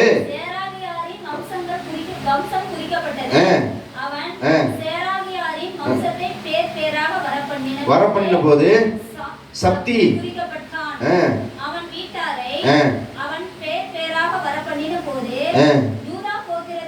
சேராகின் குமாரனாகிய சப்திக்கு பிறந்த கர்மியின் மகன் ஆகான் குறிக்கப்பட்டான். இந்த ஆகானை யாருன்னு கண்டுபிடிக்கணும். ஆமாம்மா, அன்பு சகோதரியே, அன்பு தகப்பனே, பிள்ளைகளே, நமக்குள்ள நிறைய ஆகான் மறைக்கப்பட்டிருக்குது, மறைஞ்சிருக்கிறோம் வம்சம் வம்சமாக. அது போய் நீங்கள் என்ன பண்ணுவீங்க, தேவ சமூகத்தில் போய் உட்கார்ந்து நீங்கள் அப்படியே ஜோம் பண்ணி பாருங்கள். ஆண்டவரே உங்களுக்கு பிரியமில்லாத நான் நிறைய செஞ்சுருக்கிறேன். நான் ஒரு நாள் ஆண்டவருடைய சமூகத்தில் சின்ன வயசாக இருக்கும்போது, நம்ம பாப்பா போய் இருக்கும்போது, எங்கள் தாத்தா ஒரு தோட்டத்தில் பண்ணையம் போட்டுட்டு இருந்தார். இன்னைக்கு சொல்கிறேன், அதுக்காக எனக்கு தப்பாக நினைக்கூடாது சொல்கிறேன். சின்ன பையனாக இருக்கும் பொழுது அந்த தோட்டத்துக்குள்ளே போனேன். அவர் என்ன பண்ணுறாருன்னா, கவலை, அப்போலாம் கவலை மோட்டர் இல்லை, அவர் கவலை ஓட்டிகிட்டு இருந்தார். ஒரு வாழை மரம் அதில் தார் போட்டிருந்தது. இந்த வாழை மர தாரில் ஒரு பழம் மட்டும், அது ரஸ்தாளி மரம், அந்த ஒரு பழம் மட்டும் நல்லா செவச்சவன்னு அக்கா புடவையாட்டம் நல்லா செவச்சவன்னு அப்படி பழுத்து மஞ்சள் கலரில் அப்படி நல்லா இருந்துச்சு. அது பார்த்த உடனே எனக்கு எச்சு ஊறிடுச்சு. என்ன பண்ணிடுச்சு, எச்சு ஊறிடுச்சு. சுற்றி முற்றி பார்த்தேன், ஒருத்தரும் இல்லை. எப்படி சுற்றி முற்றி பார்த்தேன், ஒருத்தரும் இல்லை. என்ன பண்ண தெரியுமா, நேராக போனேன். ஏவாள் மாதிரி பார்த்துட்டு, ஒரு அழகாக இருக்கிறியா, பரவாயில்ல அப்படின்னு சொல்லிட்டு என்ன பண்ணேன், படக்கணும் கொடுங்கினேன். தின்னு போட்டு வாயெல்லாம் தொடச்சிட்டு என்ன பண்ணேன், வந்துட்டேன். இது யாருக்குமே தெரியாது. ஆனால் என்னை படைச்சு ஒருத்தர் பார்த்துட்டு இருப்பாரு. என்னை படைச்சிட்டு ஒருத்தர், நான் இதையெல்லாம் அறிக்கை செஞ்சுருக்கிறேமாங்க. ஏன் சொல்கிறேன்னா, இப்படியெல்லாம் நம்ம ஆண்டோடைய சமூகத்தில் நம்ம போகும்போது என்ன பண்ணணுமா, தெய்வ சமூகத்தில் நம்ம அர்ப்பணிக்கணும். ஆகான் எனக்குள்ள இருக்கிறான், அது ஆண்டோட பிரியும் இல்லை. திருட்டு தப்பு தானே. அப்போ ரைட்டா, யாருமே பார்க்கணுமே, யாருக்குமே தெரியாது, எந்த மனுஷனுக்கும் தெரியாது, யாருமே பார்க்கல. நான் திருட்டு வாயை தொடச்சிட்டு வந்துட்டேன், அடையாளம் கூட இல்லை. எப்படி பழத்தை பிச்சதனுடைய அடையாளம் கூட இல்லை. அப்போ இன்னைக்கு நம்ம இப்படிப்பட்ட காரியங்கள் நம்ம செஞ்சிருக்க, இதெல்லாம் சரிதான், இதெல்லாம் ஒரு பழத்தை பிச்சு தின்னதெல்லாம் தப்பா, இதெல்லாம் போய் எப்படி இதுக்கெல்லாம் என்ன தண்டனை உண்டு. சின்ன சின்ன காரியங்கள் கடைசியில் நம்ம என்ன பண்ணுவோம், அது வளர்ந்து வளர்ந்து வளர்ந்து வளர்ந்து அது மரமாய் மாறி கடைசியில் அது என்ன பண்ணும், வேரோடு பிடிக்க வேண்டியதாக வரும். அதனால் அது எவ்வளோ பெரிய வாதனை, எவ்வளோ பெரிய கஷ்டம் யோசனை பண்ணி பாருங்க. அதனால் சின்ன காரியம் வந்தாலும் பெரிய காரியம் வந்தாலும் ஆண்டுடைய சமூகத்தில் உத்தம இருதயத்தோடு கூட நீங்கள் அவருடைய சமூகத்தில் நிற்கிறீங்க. எலிசா சொல்கிறான், நான் கர்த்தருடைய சமூகத்தில் நிற்கிறவன் என்று சொல்கிறான். ஏன் அப்படின்னா அவன் எல்லாவற்றிலும் உண்மையுள்ளவனாக இருந்தான். அவன் செத்த பின்னாடி கூட அவன் மேலே ஒரு பணம் விழுந்து போது அந்த பணம் உயிரோடு எழுந்துச்சு பாருங்க. அப்படிப்பட்ட ஒரு தெய்வ மனுஷன். இன்றைக்கு நீங்களும் நானும் அப்படிப்பட்ட ஜீவனுள்ள தேவனை ஆராதிக்கிற ஜனங்களாய் நீங்களும் நான் இருக்கணுங்கிறது தான் ஆண்டவர் விரும்புகிறார். நீங்கள் பூரணரான புருஷர்களாய் மாற வேண்டும் என்று சொல்லி கர்த்தர் விரும்புகிறார். ஆகவே கர்த்தர் இந்த நாளிலும் உங்களுக்குள்ள இருக்கிற சாபத்தீடான யாவையும் எடுத்து போட்டு நீங்கள் ஆண்டவருடைய சமூகத்தில் அறிக்கை பண்ணி இன்னும் உங்களை சுத்தமுள்ளவர்களாய் மாற்றுங்க. நாளைக்கு அற்புதம் செய்யணும்னா இன்றைக்கு உங்களுக்கு இஸ்ரவேல் ஜனங்களுக்கு யோசுவா சொல்றேன், நாளைக்கு உங்க வாழ்க்கையில் அற்புதம் நடக்கணும்னா இன்றைக்கு உங்களை என்ன பண்ணுங்க? சுத்தம் பண்ணுங்கள். நீங்கள் 25வது ஆண்டுல உங்கள் வாழ்க்கையில உங்களுடைய ஆலயத்தில் உங்களுடைய எல்லாவற்றிலும் உங்கள் எல்லையை பெருக வேண்டும் என்று சொன்னா, ஆசீர்வாதம் வரணும் என்று சொன்னா உங்களை என்ன பண்ணுங்க? சுத்திகரியுங்கள். உங்களால யாராவது பாதிக்கப்பட்டிருக்காங்களா? உங்களால யாராவது கசந்து போயிருக்காங்களா? அல்லது உங்களால யாராவது உங்களை பார்த்து ஐயோ அப்படின்னு சொல்லி வேதனைப்பட்டிருக்கிறாங்களா? எல்லாம் உங்களுக்கு இதயத்திலிருந்து என்ன பண்ணும்? ஆண்டோட சமூகத்துல நான் யாராவது ஊக்கப்படுத்திருந்தா என்னை மன்னிங்க, யாருக்காவது நான் ஆண்டவரே தவறு செய்திருந்தா மன்னிங்க, ஆண்டவரே நீங்க என்னை என்ன பண்ணுங்க? பரிசுத்தப்படுத்துங்க. எனக்குள்ள இருக்கிற ஒரு ஆகான்னு இருக்கக்கூடாது. அதையெல்லாம் சுத்தரிக்கிறேன். அவன் சுட்டெரித்ததுக்கு அப்புறம் மறுபடியும் ஆயி பட்டணத்தை சுலபமாய் ஜெயித்தார்கள். அல்லேலூயா. அதே போல உங்கள் இருதயங்களில் இருக்கிற கசப்பு, வைராக்கியம், கோபம் இப்படிப்பட்ட காரியங்கள் எல்லாம் உங்கள் இருதயத்தை விட்டு நீக்கி தேவ சமூகத்தில் சுத்த இருதயம் உள்ளவன் பாக்கியவான், தேவனை தரிசிப்பான். ஆண்டவரை தரிசிக்கணும்னா என் இருதயம் சுத்தமா இருக்கணும். இருதயம் சுத்தம் இல்லாம எனக்குள்ள கோபம், எரிச்சல், வைராக்கியம், இப்படி பொறாமை, எரிச்சல் யாரை கண்டாலும் பிடிக்காது. எந்த மனுஷன் பார்த்தாலும் கோபம் வரும். எங்க அம்மா ஏதாவது சொன்னாலும் உடனே ஐயோ எப்படி கோபம் வரும். ஒரு வேலை சொன்னாலுமே கோபம் வந்துடும். அப்படித்தானே இல்லையா? சரி மகளே, கர்த்தர் ஆசீர்வதிக்கிட்டோம். அப்போ வீட்டுல தாழ்மை, பரிசுத்தம், தேவனுக்கு உத்தமம், ஜெபிக்கணும்லாய் மாறுங்க, சத்தியத்தின்படி வளருங்க, ஒவ்வொரு நாளும் தேவ வசனத்தை வாசிங்க, படிங்க, ஜோம் பண்ணுங்க. இதுதான் நம்ம வாழ்க்கையில கடைசியில அவ்வளோ கொண்டு போக செய்யணும். இதுதான் நித்திய வாழ்க்கை கொண்டு போகும். இந்த பூமியின் வாழ்க்கை அழிந்து போகும். இந்த பூமியினுடைய எல்லா ஆசை பாசை எல்லா நன்மை எல்லாமே இந்த பூமியோட ஒரு நாள் அழிந்து போகும், எரிந்து போகும். இது அக்னிக்கு இரையாக வைக்கப்பட்டிருக்கிறது. இந்த உலகத்தை நீங்கள் நானும் நேசிக்காதீங்க. உலகத்தை நேசிக்கணும். தேவனிடத்துல பிதாவினுடைய அன்பு இல்லை இல்லையா? உலகத்தை நேசிக்கிறதுக்கு பிதாவுடைய அன்பு இல்லைன்னு சொல்லிட்டாரு. அதனால உலகத்தை நேசிக்காதுங்க, உலக அன்பை நேசிக்காதுங்க. உலக மனுஷனை ஐயோ இவன் நம்ம இவன் வந்தா நல்லா இருப்பானா, ஐயோ அப்பா ஆள் எப்படி அழகா இருக்கிறான் பாருங்க, அப்பா அப்படி இருக்கிறான் அப்படி இருக்கிறான்னு சொல்லிட்டு போயிடாதீங்க. ஒரு மனுஷன் ஒரு புள்ள சொல்லிச்சான், அவன் போட்டுருந்த ஷூவை பார்த்து லவ் பண்ணிச்சான். மோசிலாசரசி ஒரு நாள் சாட்சி சொன்னார். ஷூ அவன் போட்டுருக்க செருப்பு டெசினா செருப்பு போடுவான். நம்ம ஆளும் தலையும் இப்படி எல்லாம் மொட்டை அடிச்சு இப்படியெல்லாம் யாராவது போட்டிருக்கீங்களா? முடிக்கிட்டி எங்கேயாவது மொட்டை அடிச்சு இந்த சைடு இந்த வேலையெல்லாம் பண்ணீங்கன்னா ஒன்று பண்ண கூட்டு வந்து நைட்டை மொட்டை அடிச்சு விட்ருவாங்க. இல்லையா? உங்கள் ட்ரெஸ் எங்கேயாவது கிழிச்சு போட்டுருக்கிறீங்களா? இன்னைக்கெல்லாம் போட்டுருக்க ட்ரெஸ் எல்லாம் பார்த்தீங்கன்னா வித்தியாசமா இருக்கும். தலையும் அவனையும் எனக்கு சுத்தமாக பிடிக்காது. அழகா இருக்கணும். தேவ பிள்ளைகள் என்ன பண்ணுவாங்க? அழகா முடி வெட்டி அழகா இருக்கணும். தாடியில விடக்கூடாது. சும்மா பழிச்சுன்னு இருக்கணும். இது கொஞ்சம் தம்பி உண்மையான தாடியா நீங்க வச்சிருக்கிற தாடியா எடுத்துருங்க இயேசுவின் நாமத்துல. அல்லேலூயா. அழகா என்ன பண்ண சேவ் பண்ணுங்க. ஒருவேளை தாடி வந்தா நீங்க விடுங்க. நல்லா அழகா இருந்துச்சுன்னா விடுங்க. உங்களுக்கு அது நல்லா இருந்துச்சுன்னா ஓகே, அது தப்பு இல்லை. ஆனா அதுக்காக என்ன பண்ணக்கூடாது? பேசுங்கிறதுக்காக வைக்கக்கூடாது. இன்னைக்கு எல்லா பசங்க பார்த்து எவன் பார்த்தாலும் தாடி வச்சுட்டே இருக்கான். கல்யாணமானவனும் தாடி வச்சிருக்கிறான், புள்ள பெத்தனும் தாடி வச்சிருக்கிறான், எல்லாருமே தாடி வச்சிருக்கிறான். இன்னைக்கு ஏன்னா கேட்டா பேசணும். கல்யாணத்துல அன்னைக்கு மாப்பிள்ளை புது மாப்பிள்ளை ஐயாவுக்கு தெரியும் சேவ் பண்ணி நல்லா நீட்டா அப்படி வெள்ளை சட்டை போட்டு வந்து மாப்பிள்ளை அப்படி நிற்பாங்க பல பலன்னு. இன்னைக்கு தாடியோடு நிற்கிறான். வரும்பொழுதே சோகத்தோட வந்து நிற்கிறான். எப்படி அவன் வாழ்க்கை? இல்லையா? மாசமா இருந்தா தான் தாடி விடுவாங்க, முடி எடுக்க மாட்டாங்க. ஆனா இன்னைக்கு எப்படி வேணாம்? கல்யாணம் பண்றதுக்கு முன்னாடியே முடி விட்டுக்கிறான். இதெல்லாம் வேண்டாம். இதெல்லாம் நமக்கு அதாவது ஆண்டவர் நம்ம உலகத்துக்கு ஆண்டவர் நம்மளை பிரிச்சுட்டாரு. அதுல நம்ம என்ன பண்ணணும்? வேறுபட்டவங்களா இருக்கணும். இஸ்ரவேல் ஜனங்களுக்கும் எகிப்து ஜனங்களுக்கும் கர்த்தர் வித்தியாசத்தை உண்டு பண்ணினார் வசனத்தை வாசித்திருக்கிறோம். அப்ப நீங்களும் நானும் வித்தியாசமானவர்கள் இருக்கணும். நம்மளை குறிச்சு நம்ம பார்க்கும்போது இவங்க தேவனுடைய மனுஷன், இவங்க தேவனுடைய இவங்க ஆலயத்துக்கு போறவங்க, இவங்க கர்த்தருடைய பிள்ளைகள் நம்மளை குறிச்சு சொல்லணும். அந்த அடையாளம் நமக்குள்ள இருக்கணும். உலக அடையாளம் வேண்டாம். இன்னைக்கு நிறைய பேர் வாட்ஸ்அப் இந்த யூடியூப்ல வர தலையும் ஆலையும் வச்சுக்கிட்டு பாட்டு பாடுறதெல்லாம் பார்த்தா அப்படி அருவருப்பா இருக்குது, வேதனையா இருக்குது. இவங்களும் தேவனுடைய ராஜ்யத்துக்குரியவங்கள அல்லவே இல்லை. ஒரு பிள்ளை பேண்ட் ஷர்ட் போட்டு என்ன பண்ணாங்க? ஆராதிக்குது. அதெல்லாம் ஆண்டவர் விரும்பல. பெண்களுக்குரிய ஆடைகளை, பெண்களுக்குரிய வஸ்திரங்களை தரித்துக்கணும். ஆணுடைய வஸ்திரத்தை போடக்கூடாது, அது அருவருப்புன்னு சொல்லுது. ஒருவேளை பிள்ளைங்க ஆம்பளையுடைய ட்ரெஸ் போடாதீங்க, பேண்ட் ஷர்ட் போட்டு நீட்டா இருக்குன்னு சொல்லி போகாதீங்க. உங்க ட்ரெஸ்ல கவனமா இருக்கணும். ஏமாறல ஏதாவது தப்பா சொல்லிட்டேன்னா நான் எனக்கு தெரியாது. இந்த மகள் இன்னைக்கு தான் நான் பாக்குறேன். எங்கள் மகளை நான் இன்னைக்கு பார்க்குறேன். ஒரு வேளை இதெல்லாம் உங்கள்கிட்ட இந்த வந்து ஆகான் இதெல்லாம் நீங்கள் விரும்புனீங்கன்னா அதெல்லாம் வேண்டாம் மகளை, நீங்கள் பரிசுத்த ட்ரெஸ் அழகாக போட்டுருக்குள்ள சால் போட்டுவாங்க, நல்லா இருக்கும் சரியா? அதனால் துப்பட்டா போடுங்க. கர்த்தர் நல்லா ஆசீர்வதிப்பாராக. எந்த விதத்திலும் மற்றவர்களுடைய எண்ணங்களை திசை திருப்புகிற மாதிரி நம்ம ட்ரெஸ்ஸு இருக்கக்கூடாது. ஆண்டுடைய பிள்ளைங்க நாம் மற்றொரு முன்பாதியாக நாம் நிற்கணும். பரிசுத்தம் நடக்கிறேன்னு நடந்து கொள்ளணும். ஒருத்தரும் நம்மை குறித்து என்ன பண்ணக்கூடாது, குற்றவாளியாக தீர்க்கக்கூடாது. இந்த ட்ரெஸ் இப்படி, ஐயோ அந்த பிள்ளை பாருங்க, அது பார்க்கறதுக்கு சின்ன குழந்தையா இருக்கும்போது போட்டால் அது அழகாக இருக்கும், இந்த பிள்ளை போடுறது தெரியாது. ஆனால் நீ வாலிபத்தில் வரும்பொழுது அது உங்களுக்கு என்ன பண்ணும், மற்றவருடைய எண்ணங்களை சிதறடிக்கும் இல்லையா? வாலிபத்தில் தன்னுடைய மற்றவருடைய எண்ணங்களை சிதறடிக்கும். அது அப்படிப்பட்ட காரியங்கள் நம்ம செய்யக்கூடாது. அப்போ நான் ஆலயத்துக்கு போகிறேன், எனக்குள்ள அப்படிப்பட்ட எண்ணம் வராதுன்னு சொல்ல முடியாது. ஏன்னா ஆலயத்தில் எல்லாருக்கும் மாம்சமானவன் தான். நான் சொன்ன பார்த்தீங்கன்னா மனுஷன் அவன் பலவீனமானவன். எல்லாருக்கும் அப்படிப்பட்ட காரியங்கள் நம்ம மற்றவர்களுடைய எண்ணங்களை திசை திருப்புகிற வழியில் நம்ம என்ன பண்ணணும், ஒரு நாளும் நம்ம இடரெல்லாம் இருக்கக்கூடாது. இடரெல்லாம் இருக்கணும். ஆண்டு சொன்னாரு, அவன் கழுத்தில் எதிரைகள் கட்டி என்ன பண்ணுங்க, கிரேட்டர்கள் கட்டி நடுக்கல்ல போட்டுருக்காரு. மற்றவங்களுக்கு நம்ம இடரெல்லாம் இருக்கக்கூடாது. அதனால பிள்ளைகளுக்கு தாய் தகப்பன்மார்கள் என்ன பண்ணணும், நல்ல ட்ரெஸ்ஸுகள் எடுத்து கொடுங்க. பிள்ளைங்க கேட்டால் கூட அதை வேண்டாம், அது ஆர்டர் பிரிக்கம் இல்லை அப்படின்னு சொல்லணும். சொல்லுன்னா இது நல்லா இருக்குடி, நீ வாங்கிடி, சூப்பராக இருக்கு, இந்த ட்ரெஸ் கூட உங்களுக்கு அழகாக இருக்கும் அப்படின்னு சொல்லி பிள்ளைகளை ஏமாத்திடக்கூடாது. ஜாக்கிரதையாக இருக்கணும். உங்களோட ட்ரெஸ்ஸில் பனியன் போட்டு வரக்கூடாது, அடுத்த வாரம் சட்டை போட்டு வரணும் சரியா? பனியன் போட்டு வரக்கூடாது. ஐயா அடுத்த வாரம் வரும்போது வெள்ளை வேட்டி கட்டிப்பாங்க ஐயா, தப்பாக எடுத்துக்காதீங்க.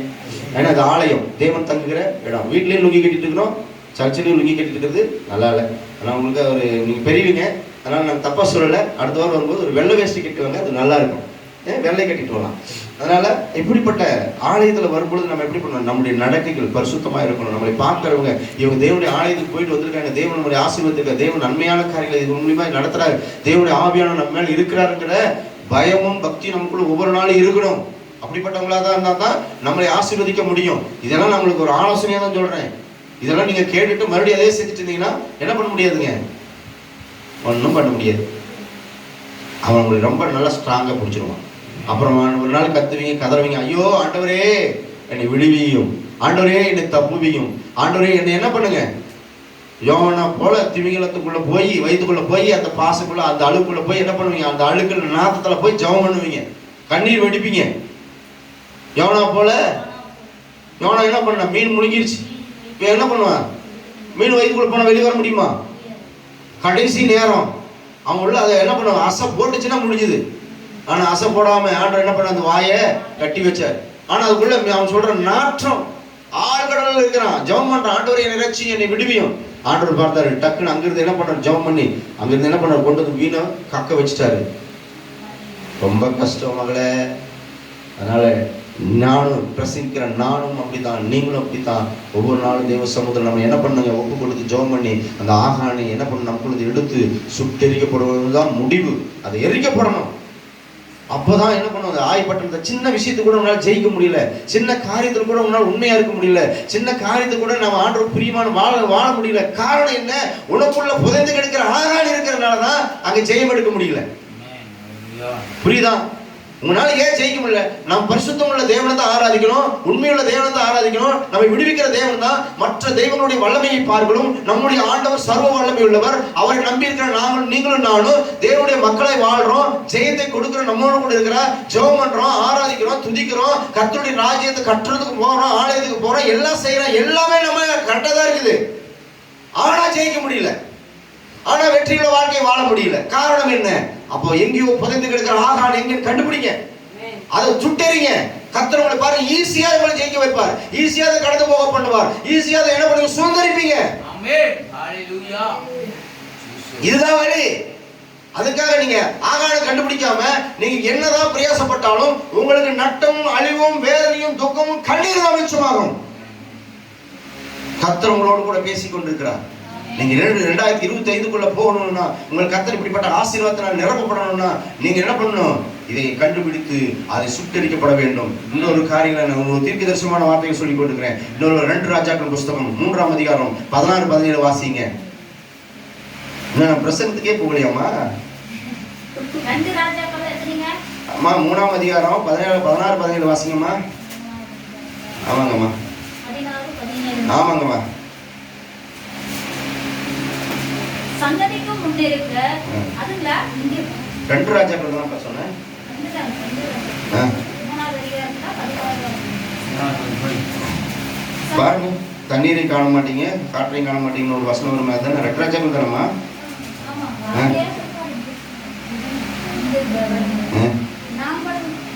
அம்மா 3ஆம் அதிகாரம் தானம்மா? 15, 16, 17 வாசிங்கம்மா. நானும் அதுதான் எடுத்துருக்கிறேன். 2 ராஜாக்கள் 3ஆம் அதிகாரம் 16, 17 பாருங்க. எங்க அங்கமான இருக்க காணும், மாலை காணும், எங்கப்பா எதுக்கு கடவுள் படிங்க? எதுவா இருந்தாலும் சரி, பிரசங்கத்த நேரத்துல எங்கேயும் பிள்ளைகளை அனுப்பாதீங்க, இது தவறு. நானும் இன்னைக்கு என் பையன் கம்பெனிக்கு போனான், நான் சொல்லிட்டு வந்துருக்கேன். ஞாயிற்றுக்கிழமை கம்பெனிக்கு போனீங்கன்னா அந்த வேலையே எனக்கு வேண்டாம், எழுதி. ஞாயிற்றுக்கிழமை ஆண்டுடைய வேலையை தவிர வேற ஆலயத்துக்கு தவிர வேற எங்க போனாலும் அது எனக்கு பிரியம் இல்லை. இன்னைக்கு எச்சரிப்பா சொல்லிட்டு வந்துருக்கேன். இனி அடுத்த வாரத்தில் ஞாயிற்றுக்கிழமை வேலைக்கு போற மாதிரி இருந்தா அந்த வேலையை வேண்டாம்.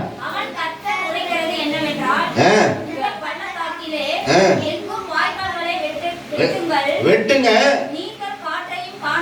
காற்றையும் காண மாட்டீங்க, மழையும் காண மாட்டீங்க.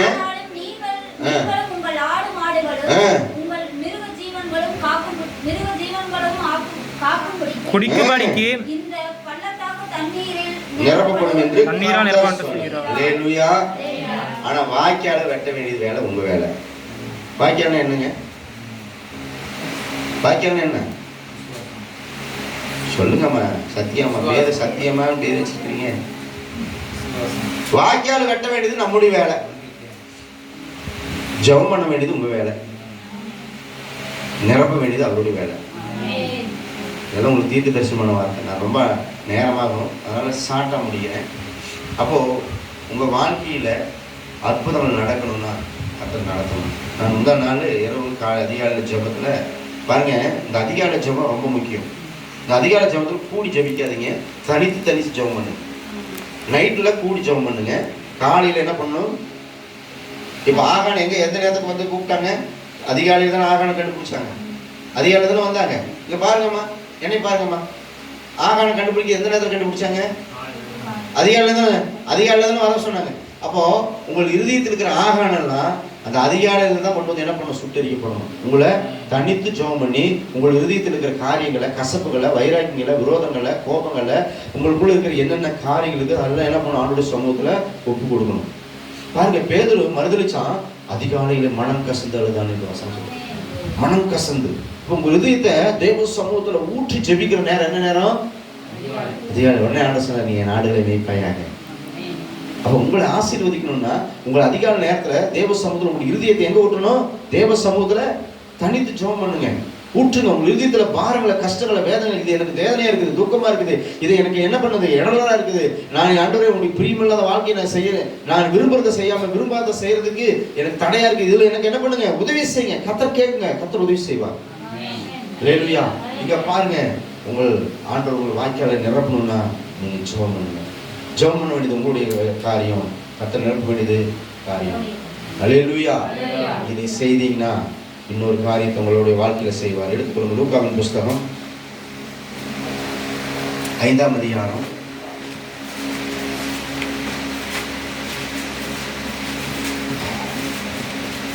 5 இதெல்லாம் செஞ்சீங்கன்னா உங்களுக்கு இந்த ஆசீர்வாதம் நிச்சயமா வரும். அதிகாரத்துல வாசிங்கம்மா, 2வது வசனத்தை வாசிங்கப்பா. அப்பொழுது கடற்கரையிலே நின்ற 2 படகுகளை கண்டார். 2 படகுகளை கண்டார். மீன் பிடிக்கிறவர்கள் அவைகளை விட்டிறங்கி வலைகளை அலசி கொண்டிருந்தார்கள். வலைகளை அலசிட்டு இருந்தாங்க. ரொம்ப முக்கியம். ரைட், இதெல்லாம் நல்லா தெளிவா கேளுங்க. அப்பொழுது அந்த படவில் ஒன்றில் ஏறினார். அது சீமோனுடையதா இருந்தது. பேதுருடைய படகா இருந்தது. நீங்க தான் பேதுரு நினைச்சீங்களா? அதை கரையிலிருந்து சற்றே தள்ளும்படி அவனை கேட்டுக்கொண்டு உலகத்துல இருந்து கொஞ்சம் விளக்கிடணும். அந்த படவில் உட்கார்ந்து ஜனங்களுக்கு போதகம் பண்ணினார். அவர் போதகம் பண்ணி முடித்த பின்பு சீமோனை நோக்கி ஆழத்தில் தள்ளி கொண்டு போய் மீன் பிடிக்கும்படி உன் வலைகளை போடுங்கள் என்றார். அதற்கு சீமோன், ஐயரே, ராம் முழுவதும் நாங்கள் பிரயாசப்பட்டும் ஒன்றும் அகப்படவில்லை. ஆகிலும் உம்முடைய வார்த்தையின்படியே வலையை போடுகிறேன் என்றான். உம்முடைய வார்த்தையின்படியே வலையை போடுறேன். அந்தபடியே அவர்கள் செய்து தங்கள் வலை கிழிந்து போகத்தக்கதாக மிகுதியான மீன்களை பிடித்தார்கள். இதன்படி நடந்தீங்கன்னா உங்க ஆலயத்துல, உங்க படகுல, உங்க வாழ்க்கையில, உங்களுடைய வழிகளில கர்த்தர் திரளான ஆசீர்வாதங்களை, வலை கிழியத்தக்கதான ஆசீர்வாதங்களை கர்த்தர் இந்த ஆண்டில கொடுப்பார். 25வது ஆண்டுல கொடுக்கப்பட்ட வாக்குத்தத்தங்களை உங்க வாழ்க்கையில அதை செயல்படுத்தி ஆண்டவர் சமூகத்தில் ஒப்பு கொடுத்து அவருடைய வார்த்தையின்படி தான் செய்யணும். பாருங்க, அவங்க மீன் பிடிக்கிறவங்க, பேதர் யாரு? மீன் பிடிக்கிறவங்க. சம்பளம் சொல்லுவாங்க நம்ம ஊர்ல இல்லையா, சம்பளம் சொல்லுவாங்க. அப்போ அந்த மீன் பிடிக்கிறவங்களுக்கு தெரியும் எந்த இடத்துல மீன் இருக்கும், எந்த இடத்துல வெறும் என்ன மீன் இருக்குன்னு அவங்களுக்கு நல்லா தெரியும். இந்த இடத்துக்கு போனால் இந்த மீன் இருக்கும், இந்த இடத்துக்கு போனால் இந்த மீன் இருக்குன்னு சொல்லிட்டு அவங்களுக்கு நல்லா தெரியும். தண்ணியை பற்றி, கடலை பற்றி, அவங்களுக்கு அந்த மீன்களை பற்றி நல்லா அறிஞ்சிருப்பாங்க இல்லையா. ஒரு வேலை செய்யறோம்னா அந்த வேலையை வச்சு அவருக்கு நல்ல ஞானம் இருக்கு இல்லையா, அதுக்குரிய தெளிவு உண்டாயிருக்கும். அந்த வேலையை செய்யும்போது அதை அவங்க பார்க்கணும், ஆஹா அற்புதம் அதிசயமாக செஞ்சிருக்காங்க அப்படின்னு நம்ம நினைப்போம். அது மாதிரி தான் அவங்க மீன் பிடிக்கிறாங்களே, அவங்களுக்கு எல்லாமே தெரியும் எந்த இடத்துல எந்த மீன். ஆனால் பேர் சொல்றாரு, ஐயா நான் இரவு முழுவதும் என்ன பண்ண பிரயாசப்படுறேன், என் வாழ்க்கை முழுவதும் நான் என்ன பண்ண பிரயாசப்பட்டேன், ஆனால் என்னால் என்ன பண்ணல ஒரு ஆசீர்வாத நன்மையே பார்க்கவே முடியல. ஏன் என் வாழ்க்கையில நன்மை இல்லை? நான் இரவுலாம் பிரயாசப்படுறேங்க. அவங்க பாருங்க மீன் பிடிக்கிறவங்க தான், அவங்க மீன் பிடிக்கிற தொழில். நீங்களும் நானும் தேவனுடைய பிள்ளைகள் தான். நாமளும் அந்த காரியங்களை போயிட்டு தான் இருக்கிறோம், நடந்துட்டு தான் இருக்கிறோம். நம்மளால முடிஞ்ச அளவுக்கு நம்ம செயல்பட்டு தான் இருக்கோம். நம்ம ஆலயத்துக்கு போறோம், கர்த்தரை துதிக்கிறோம், ஜெபம் பண்றோம், எல்லா நடைமுறையில அந்த நடைமுறையில நம்ம அப்படியே நடைமுறை செய்து தான் இருக்கிறோம். இது ஒரு மீன் பிடிக்கிறவனுடைய வாழ்க்கை மாதிரி நம்ம நினைச்சுக்கோம். நம்ம மீன் பிடிக்கிறோம்னு வச்சுங்க, நம்ம என்ன பண்ண அன்றாடம் அதை செஞ்சுட்டு இருக்கிறோம். ஆனா பிரயாசப்படுறோம். எப்படி? நான் தேவனுக்குள்ள மகிழ்ச்சியா இருக்கணும், கர்த்தருக்கு முன்பாக நான் ஆசீர்வாதமா இருக்கணும், எல்லா ஜனங்களுக்கு முன்பாக நான் என்ன எப்படிப்பட்டவனா இருக்கணும், மேன்மையா இருக்கணும், ஆசீர்வாதமா இருக்கணும், அதெல்லாம் நினைக்கிறோம். ஆனா ஒண்ணுமே, ஆனா கடைசி வரைக்கும் எப்படி பண்ணணும்? பஞ்சத்திலையும், பட்டினிலையும், பசியிலையும், வேதனையிலையும், துக்கத்திலையும் அடுத்தவங்க கையேந்தி நிற்கிற தானே. ஆனா நம்ம இன்னும் ஆசீர்வாதமா இருக்குல்ல. ஆனா நம்ம என்ன பண்றோம்? ஆலயத்துக்கு வரோம், கர்த்தரை துதிக்கிறோம், காணி கொடுக்கிறோம், எல்லாம் பண்றோம். ஆனா எதையோ செய்யணும்னு விரும்புறோம். ஆனா என்ன பண்ண முடியல? ஆசீர்வாதமா இருக்க முடியல. ஏன்? என்ன காரணம்னு நமக்கு தெரியல. ஏன் அப்படின்னா நம்ம சுயபலத்துல, நம்ம எண்ணத்துல, நம்மளுடைய திட்டத்தின்படி நம்ம செய்யும் பொழுது எந்த ஒரு காரியத்தையும் நம்மளால ஜெயிக்க முடியாது, செயல்படுத்த முடியாது, ஆசீர்வாதத்தை பார்க்க முடியாது, நன்மையே கிடைக்காது. அப்போ நம்ம வாழ்க்கையில அவர் என்ன சொல்றாரோ அவருடைய வார்த்தையை கீழ்ப்படிந்து அவர் சொல்றபடி நம்ம நடந்தோம் அப்படின்னா நிச்சயமா திரளான ஆசீர்வாதம் நம்மை சேரும். இது சத்தியம். 2025ல உங்க சுயத்துல, எண்ணத்துல ஓடாதீங்க, உங்க ஞானத்துல செயல்படாதீங்க. ஒரு காரியத்தை அல்லது ஒரு வேலையை, ஒரு ஜாபை கர்த்தர் உங்க கையில கொடுத்துட்டாருன்னா, ஆண்டவரே இதை என் கையில கொடுத்துருக்கிறீங்க, இதை ஆசீர்வதிங்க, இதை நான் அடுத்து என்ன செய்யணும், ஆண்டவரே என்னை நடத்துங்க, உங்க கையில நான் அர்ப்பணிக்கிறேன், இதுல நான் உண்மையா இருக்க, இதுல உத்தமமா இருக்க, தேவனுக்கு நான் பிரியமான வாழ எந்த விதத்திலும் நான் என்ன பண்ணக்கூடாதுங்க, உண்மை துக்கப்படுத்தக்கூடாது, கரைப்படுத்திடக்கூடாது. எல்லா விதத்திலும் நான் உண்மையிலவனாய், யோக்கியமானவனாய், நான் முன்பாக உத்தமமான புருஷனாய் நிற்கிறதுக்கு எனக்கு என்ன பண்ணுங்க, எனக்கு கிருபை தாங்க என்று சொல்லி ஒவ்வொரு நாளும் ஆண்டவருடைய சமூகத்தில் ஒப்பு கொடுத்து ஜெபித்து கர்த்தருடைய கரத்துல நீங்க அடங்கி இருந்து பாருங்க, கர்த்தர் உங்களை எப்படி ஆசீர்வதிக்கிறார் என்பதை பாருங்க. அக்கறையை தள்ளி விட்டு என்ன பண்றாங்க, உள்ள போனாங்க. நாம கொஞ்சம் உள்ள ஆழமா ஆண்டோட கூட நெருங்கிறதுக்கு நீங்க நான் என்ன பண்ணணும், இடம் கொடுக்கணும். உலகத்துல என்ன பண்ணக்கூடாது, சேர்த்துக்கூடாது. ஆஹா டேய் ஜாலியா நீங்க ஒரு டூரு போயிட்டு நம்ம காலேஜில் படிக்கிறாங்க, நம்ம எல்லாம் கூப்பிட்டாங்க, அங்கே போகலாம் இங்கே போகலாம், அங்கே என்ன ஜாலியாக சுற்றி பார்க்கறதான கூப்பிட்றாங்க. மகளை அனுப்பிடாதீங்க. நீங்கள் போகாமல், தாய் தகப்பனும் போகாமல் பிள்ளைகளை யார் கூடயும் அனுப்பாதீங்க. எப்படிங்க? தாய் தகப்பனும் கூட இல்லாமல் பிள்ளைங்க தனித்து யார் கூடயும் எங்கேயும் அனுப்பாதீங்க. அது தவறு. ஜாக்கிரதையாக இருக்கணும் பிள்ளைகளை வச்சிருக்கிறேங்க. அதே மாதிரி வாலிப பசங்களும் அப்படித்தான். தன் தாய் தகப்பனை தவிர வேற யாரும் வண்டியில் ஏற்றிட்டு போய் எங்கேயாவது ஏதாவது நடந்துச்சுன்னா இந்த பையன் கூட போயிட்டு அப்படி ஆகிப்போச்சுன்னு சொல்லிடுவாங்க. அதனால ஜாக்கிரதையாக இருக்கணும். ஒருவேளை நல்லா தெரிஞ்சவங்க, அப்பா அம்மாவுக்கு தெரிஞ்சவங்க அப்படின்னா அவங்கள நீங்கள் வண்டியில் ஏற்றிட்டு போகலாம், செய்யலாம். இதெல்லாம் நம்மளுக்கு ஒரு ஆலோசனை தான். சரியா? இது மாதிரி நம்ம நடந்து கொள்ளும்போது நம்ம தேவனுக்குரிய பிள்ளைகளாக நம்ம வாழ்ந்துவோம். ஏன்னா பிசாசு எந்த விதத்திலும் நம்மை தள்ளுவதற்கும், நம்மளை என்ன பண்ணுவோம், அழிப்பதற்கும் ஏதாவது ஒரு விதத்தில் அவன் வகை தேடிட்டே இருப்பான். கேப் கிடைச்ச உள்ள போந்துருப்பான். ஹல்லேலூயா. ஆகவே இதில் ஜாக்கிரதையாக இருக்கணும். ஏன்னா கடைசி காலம் அவருடைய வருகை சமயமா இருக்கிறது. அவருடைய வருகைக்கு நீங்கள் நான் ஆயத்தமாகப்படணும். அவருடைய பிள்ளைகளாக, அவருடைய ஜனங்களாக, அவருடைய மேக மண்டலத்தில் வரும்பொழுது, ஆகாயத்தில் வரும்பொழுது, ஏதோ என்னுடைய மனவாட்டியே வா என்று சொல்லி கர்த்தருடைய சத்தங்களை கேட்கும்போது இந்த ஆகாய விரிவிலே நீங்களும் நானும் சேர்த்துக் கொள்வதற்கு, கர்த்தர் தம்மை தெரிந்து கொள்வதற்கு எவ்வளவு பாக்கியம் உள்ளவர்களா நம்ம இருக்கிறோம். யோசனை பண்ணி பாருங்க. இந்த மண்ணை கர்த்தர் தம்மோடு கூட சேர்த்துக் கொள்வதற்கு பிரியப்படுறாருன்னா எவ்வளவு பாக்கியம். அதை நம்ம இழந்துடக்கூடாது. அதுக்காக எவ்வளவு விலைக்கரையும் கொடுத்தாலும், எவ்வளவு பொண்ணையும் எதை கொடுத்தாலும் அதுக்கு ஈடே ஆகாது. பாருங்க, உலகத்துல நேசிக்கிற அந்த உலக அன்புக்கு எவ்வளவு கொடுக்கிறான்னா, அந்த பரலோகத்தை நேசிக்கிற நீங்களும் நானும் தன் ஜீவனை கொடுப்பதற்கும்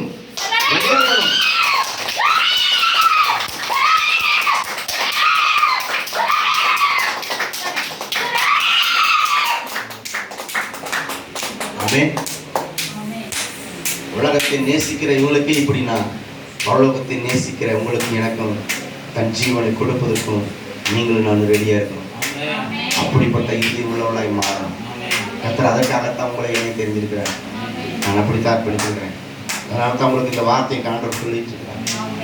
நான் அவருக்காக எதையாவது சாதிக்கிறேன். நான் மரித்த பின்பாக எனக்கு பின்பாக ஒரு சந்ததி வரணும். நான் கண்ணை மூடி என்னை கலரில் அடக்கம் பண்ணும் பொழுது இந்த தேவ மனுஷன் இப்படிப்பட்ட காரியங்களை செய்தார் என்று சொல்லி எனக்கு பின்பாக ஒரு சந்ததி எழுப்பணும். இதுதான் என்னுடைய ஆசை, இதுதான் என்னுடைய விருப்பம், இதுதான் ஆண்டவர் கொடுக்கிற ஒரு கிருபை. அதுக்காக எதை வேணாலும் இழக்கலாம், எதை வேணாலும் கொடுக்கலாம். எவ்வளவு பெரிய காரியங்களா இருந்தாலும் கர்த்தருக்காக இழக்கலாம். ஆண்டவர் 100 தனியா கொடுக்கும். அந்த மகிமையை பரலோகத்தில் நீங்கள் நானும் பார்ப்போம். பூமியில நம்ம பார்க்க முடியாது, ஆனா பரலோகத்தில் நம்ம பார்ப்போம். ஆண்டவர் வந்து நம்மை பார்த்து உத்தமமான ஊழியக்காரனே என்று சொல்லி என்னுடைய சந்தோஷத்துல பிரவேசி சொல்லி அந்த மெல்லிய வஸ்திரத்தை நம்ம மேல் போடுவதற்கு நீங்களும் நானும் பாக்கியம் உள்ளவர்களாக மாறணுங்கிறதுக்காக இந்த வாழ்க்கை வாழுங்க. அதற்காக அந்த ஜீவனுக்கு கர்த்தருடைய சமூகத்தில் ஒப்புக்கொடுங்க. ஆண்டவரே, நான் வெறும் வாழ்க்கை இந்த பூமிக்காக, பூமியுடைய ஆசீர்வாதத்துக்காக, நன்மைக்காக மட்டும் அல்ல, அந்த பரலோகத்தின் நன்மையை பெற்றுக்கொள்ளணும். நான் எங்க கண்ணை மூடனா உங்க சமூகத்துல வந்து உங்க மண்டையில நிற்கிறதுக்கு நான் தகுதி உள்ளனா மாறணுங்கிறதுக்காக இந்த பூமியில என்னை என்ன பண்ணுங்க, என்னை உங்களுடைய சமூகத்தில் உடைக்கிற ஆண்டவர், ஒப்பு கொடுக்கிற ஆண்டவரே. அல்லேலூயா. உடைக்க வேண்டியதை உடைக்கணும். அந்த நல்ல பரிமள தைலத்தை உடைத்து தேவ சமூகத்தில் பாத்திர ஊற்றினா அவளை இன்றைக்கும் ஆண்டவருடைய ராஜ்யத்துக்கு எங்க போனவருடைய பிரசங்கள் இன்னைக்கு எழுப்பிக் கொண்டிருக்கு, சாட்சிகள் எழுப்பிக் கொண்டிருக்கிறது. நீங்கள் நானும் உடைக்கப்படணும். இந்த நறுமண தைலம் அநேகருக்கு வாசனை கொடுக்கணும்னா நீங்கள் நானும் உடைக்க வேண்டிய இடத்துல உடைச்சாதான் நீங்கள் நானும் வாசனை கொடுக்க முடியும். இல்லைன்னா நான் வாசனை கொடுக்க முடியாது. உலகத்துக்கு நீங்கள் நான் ஒத்த வேஷம் தரிக்க கூடாது. ஜாக்கிரதை உள்ளவர்களாய், எச்சரிக்கை உள்ளவர்களாய், தேவனுடைய ராஜ்யத்தை கட்டுக்கொள்ளாய். இந்த பூமியில நமக்கு என்று வைத்திருக்கிற ஓட்டத்துல, நியமித்திருக்கிற ஓட்டத்துல நீங்கள் நான் என்ன பண்ணணும், பொறுமையோடு ஓடணும். அதுக்காக தான் கர்த்தர் நம்ம அழைத்திருக்கார். அதுக்காக தான் உங்களை என்னை தெரிந்திருக்கிறார். வேற எதுக்காக உங்களை தெரிஞ்சுக்கல. உங்களால என்னால ஒரு பிரயோஜனம் இல்லை அவருக்கு. அல்லேலூயா. நாம் மரித்ததுக்கு பின்பாக நமக்கு பின்பாக ஒரு சந்ததி எழுப்பப்படணும். நம்மை குறித்து நாம இங்க செயல்பட்டு சேனல் ஒரு எழுப்புதல, ஒரு ராஜ்யத்தை, தேவனுடைய ராஜ்யத்தை கட்டி எழுப்பிட்டு நாம் அவருடைய சமூகத்துல போகணும். என் மேல வச்சிருக்க திட்டத்தின் நோக்கத்தை நான் செயல்படாம நான் போனா எனக்கு ஐயோ. யோசனை பண்ணி பாருங்க. அதுக்காக பிரயாசப்படுங்க, அதுக்காக ஜெபம் பண்ணுங்க, அதுக்காக உங்க வாழ்க்கையை ஒப்பு கொடுங்க. ஆண்டவர் என் மேல என்ன திட்டம், எனக்கு என்ன வச்சிருக்கிறீங்க, நான் இந்த பூமியில என்னை தெரிந்து கொண்டதுக்கு நோக்கம் இருக்கு, அந்த நோக்கத்தை நான் நிறைவேற்றதான் உங்ககிட்ட வரணும். அதுக்கேற்ற வழியில என்னை நடத்துங்க. என்னை உங்களுடைய சாவினால் என்னை உயிர்ப்பீங்க, அக்கினியால் என்னை நிரப்புங்க. ஆண்டவரே, உங்களுடைய சித்தத்தை அறிந்து கொள்ள என்னுடைய மனக்கண்களை திறங்க என்று சொல்லி ஆண்டவருடைய சமூகத்துல நீங்க ஜெபம் பண்ணுங்க. அல்லேலூயா. ஆண்டவருடைய சமூகத்துல ஜெபம் பண்ணுங்க. கர்த்தர் தம்முடைய காரியங்களை செயல்படுத்துவாங்க. நேற்று முந்தா நாள் காலையில் அதிகாலையில் ஜெபம் பண்ண, ஆண்டவரே எல்லாருக்கும் எனக்கு வருஷம் எனக்கு ஒரு வாக்குத்தத்த வசனங்களை கொடுப்பீங்க. எனக்கு இந்த வருஷம் ஒரு வாக்குத்தத்த வசனம் என்னுடைய இறுதித்திலையோ அல்லது எனக்குடைய ஞானத்திலையோ அல்லது எனக்கு தெரியல. ஆண்டவரே, எனக்கு என்ன பண்ணுங்க, எனக்கு குறித்து எனக்குன்னு ஒரு வாக்குத்தத்தங்களை கொடுங்கன்னு சொல்லி ஆண்டோட சமூகத்தில் ஜெபம் பண்ணிட்டு அப்படியே கண்ணை சிந்த உடனே ஒரு ரோடில் நடந்து போயிட்டு இருக்கிறேன். நடந்து போயிட்டு இருக்கும்போது ஒரு சொப்பனது. நடந்து போயிட்டு இருக்கும்போது ஒரு வயலில் பார்த்தீங்கன்னா நிலம் உழுது போட்டிருக்குது. அதில் ஒரு தள்ளு வண்டியில் கொண்டு போய் மண்ணை போட்டு அங்கங்கே நிரப்பி அந்த குழிமேடுகளை சரி பண்ணிட்டு இருக்கிறாங்க. கொஞ்சம் தூரம் போன உடனே பார்த்தீங்கன்னா அங்கங்கே நல்ல வாணியாக வெட்டி விட்டுருக்குறாங்க. எப்படிங்க, வாணியாக நிறைய வெட்டி விட்டுருக்காங்க. அதுக்கு முன்னாடி எனக்கு தடங்கள் தெரியல, என்னடா வாணியாக வெட்டிருக்கிறாங்கன்னு சொல்லி பார்த்தா, திடீர்னு பார்த்தா ஒரு வடக்கு இருந்து ஒரு என்ன பண்ணணுங்க, ஒரு ஆறு தண்ணி புறப்பட்டு வருது. தண்ணி புறப்பட்டு வந்து என்ன பண்ணுதுன்னா அந்த வெட்டி இருக்கிற வாய்க்கால் எல்லாம் நிரப்பிட்டு இருக்குது. அல்லேலூயா. அந்த வெட்டி இந்த வாய்க்கால் எல்லாம் நிரப்புது. அப்போ நிரப்பும் பொழுது நான் பாக்குறேன், வடக்கு இருந்து ஒரு ஆறு வந்து என்ன பண்ணுது, அதனால நிரப்பிட்டு போயிட்டு இருக்குது. அந்த பக்கம் தண்ணி நிறைய நிக்குது. அப்போ எந்திரிச்சிட்டேன். எந்திரிச்சோன்னா இல்லையே, இது என்ன சொப்பனம் ஆண்டவர் நமக்கு வெளிப்படுத்துறாரு. இது மூலியமா தான் நான் ஜெபம் பண்ண, ஆண்டவர் எனக்கு சொப்பனத்து மூலியமாவோ அல்லது தேவனுடைய வார்த்தை மூலியமாவோ யார் மூலியமாவோ இந்த வார்த்தை எனக்கு என்ன பண்ண கொடுக்கணும்னு சொல்லி நான் ஜெபம் பண்ணேன். அப்போ ஆண்டவர் எனக்கு சொப்பனத்தை கொடுக்குறாரு. இந்த வசனத்துக்கு ஏத்த மாதிரி சொப்பனத்துக்கு ஏத்த மாதிரி வசனம் இருக்குது, எங்கன்னு தேடினேன். அப்பதான் ஆண்டவர் சொன்னாரு, வாய்க்கால்கள் நிரம்பணும், காற்றையும் காண மாட்டேன், மழையும் காண மாட்டேன், ஒரு வாய்க்கால்கள் நிரம்பணும் ஆண்டவர் சொன்னாரு. இதுதான் எனக்கு இந்த வருஷம் கொடுக்கப்பட்ட தீர்க்க தரிசனமான வார்த்தை. இந்த வார்த்தையை வச்சுதான் ஜெபசேனை ஊழியத்துல கர்த்தர் இந்த வருஷம் நடத்த போகிறாரு.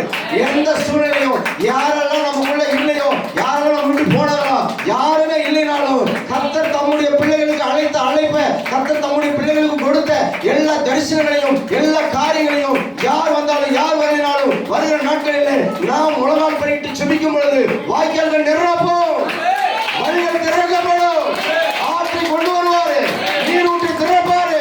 கர்த்தர் இந்த ஆண்டு உங்க வாழ்க்கையில செய்யணும்னா நீங்க வாய்க்காலை வெட்டுறது உங்க வேலை, செபிக்க வேண்டியது உங்க வேலை, அர்ப்பணிக்க வேண்டியது உங்க வேலை, கர்த்தருடைய சமூகத்தில் ஒப்பு கொடுக்கிறது உங்க வேலை. கர்த்தர் தம்முடைய அழகை அனுப்பி உங்க வாழ்க்கையில எல்லா குறைகளையும் நிறைவாக்குகிற கர்த்தர் இந்த ஆண்டிலே, இந்த 25வது ஆண்டிலே கர்த்தர் உங்களை அப்படிப்பட்ட காரியங்களை செய்வாராம். இந்த வார்த்தை உங்கள் வாழ்க்கையில் நிறைவேறட்டும். இதை நம்புகிற விசுவாசிக்கிற ஒவ்வொரு வாழ்க்கையை இன்றைக்கு கர்த்தர் தாமே தம்முடைய வார்த்தையினால் நிரப்புவார்களாக. கண்கள் மூடி நாம் ஜெபிப்போம். நன்றி ஆண்டவரே, ஸ்தோத்திரம் ஸ்தோத்திரம் ஆண்டவரே. ஊழியக்காரங்களுக்காக ஜெபிப்பார்கள்.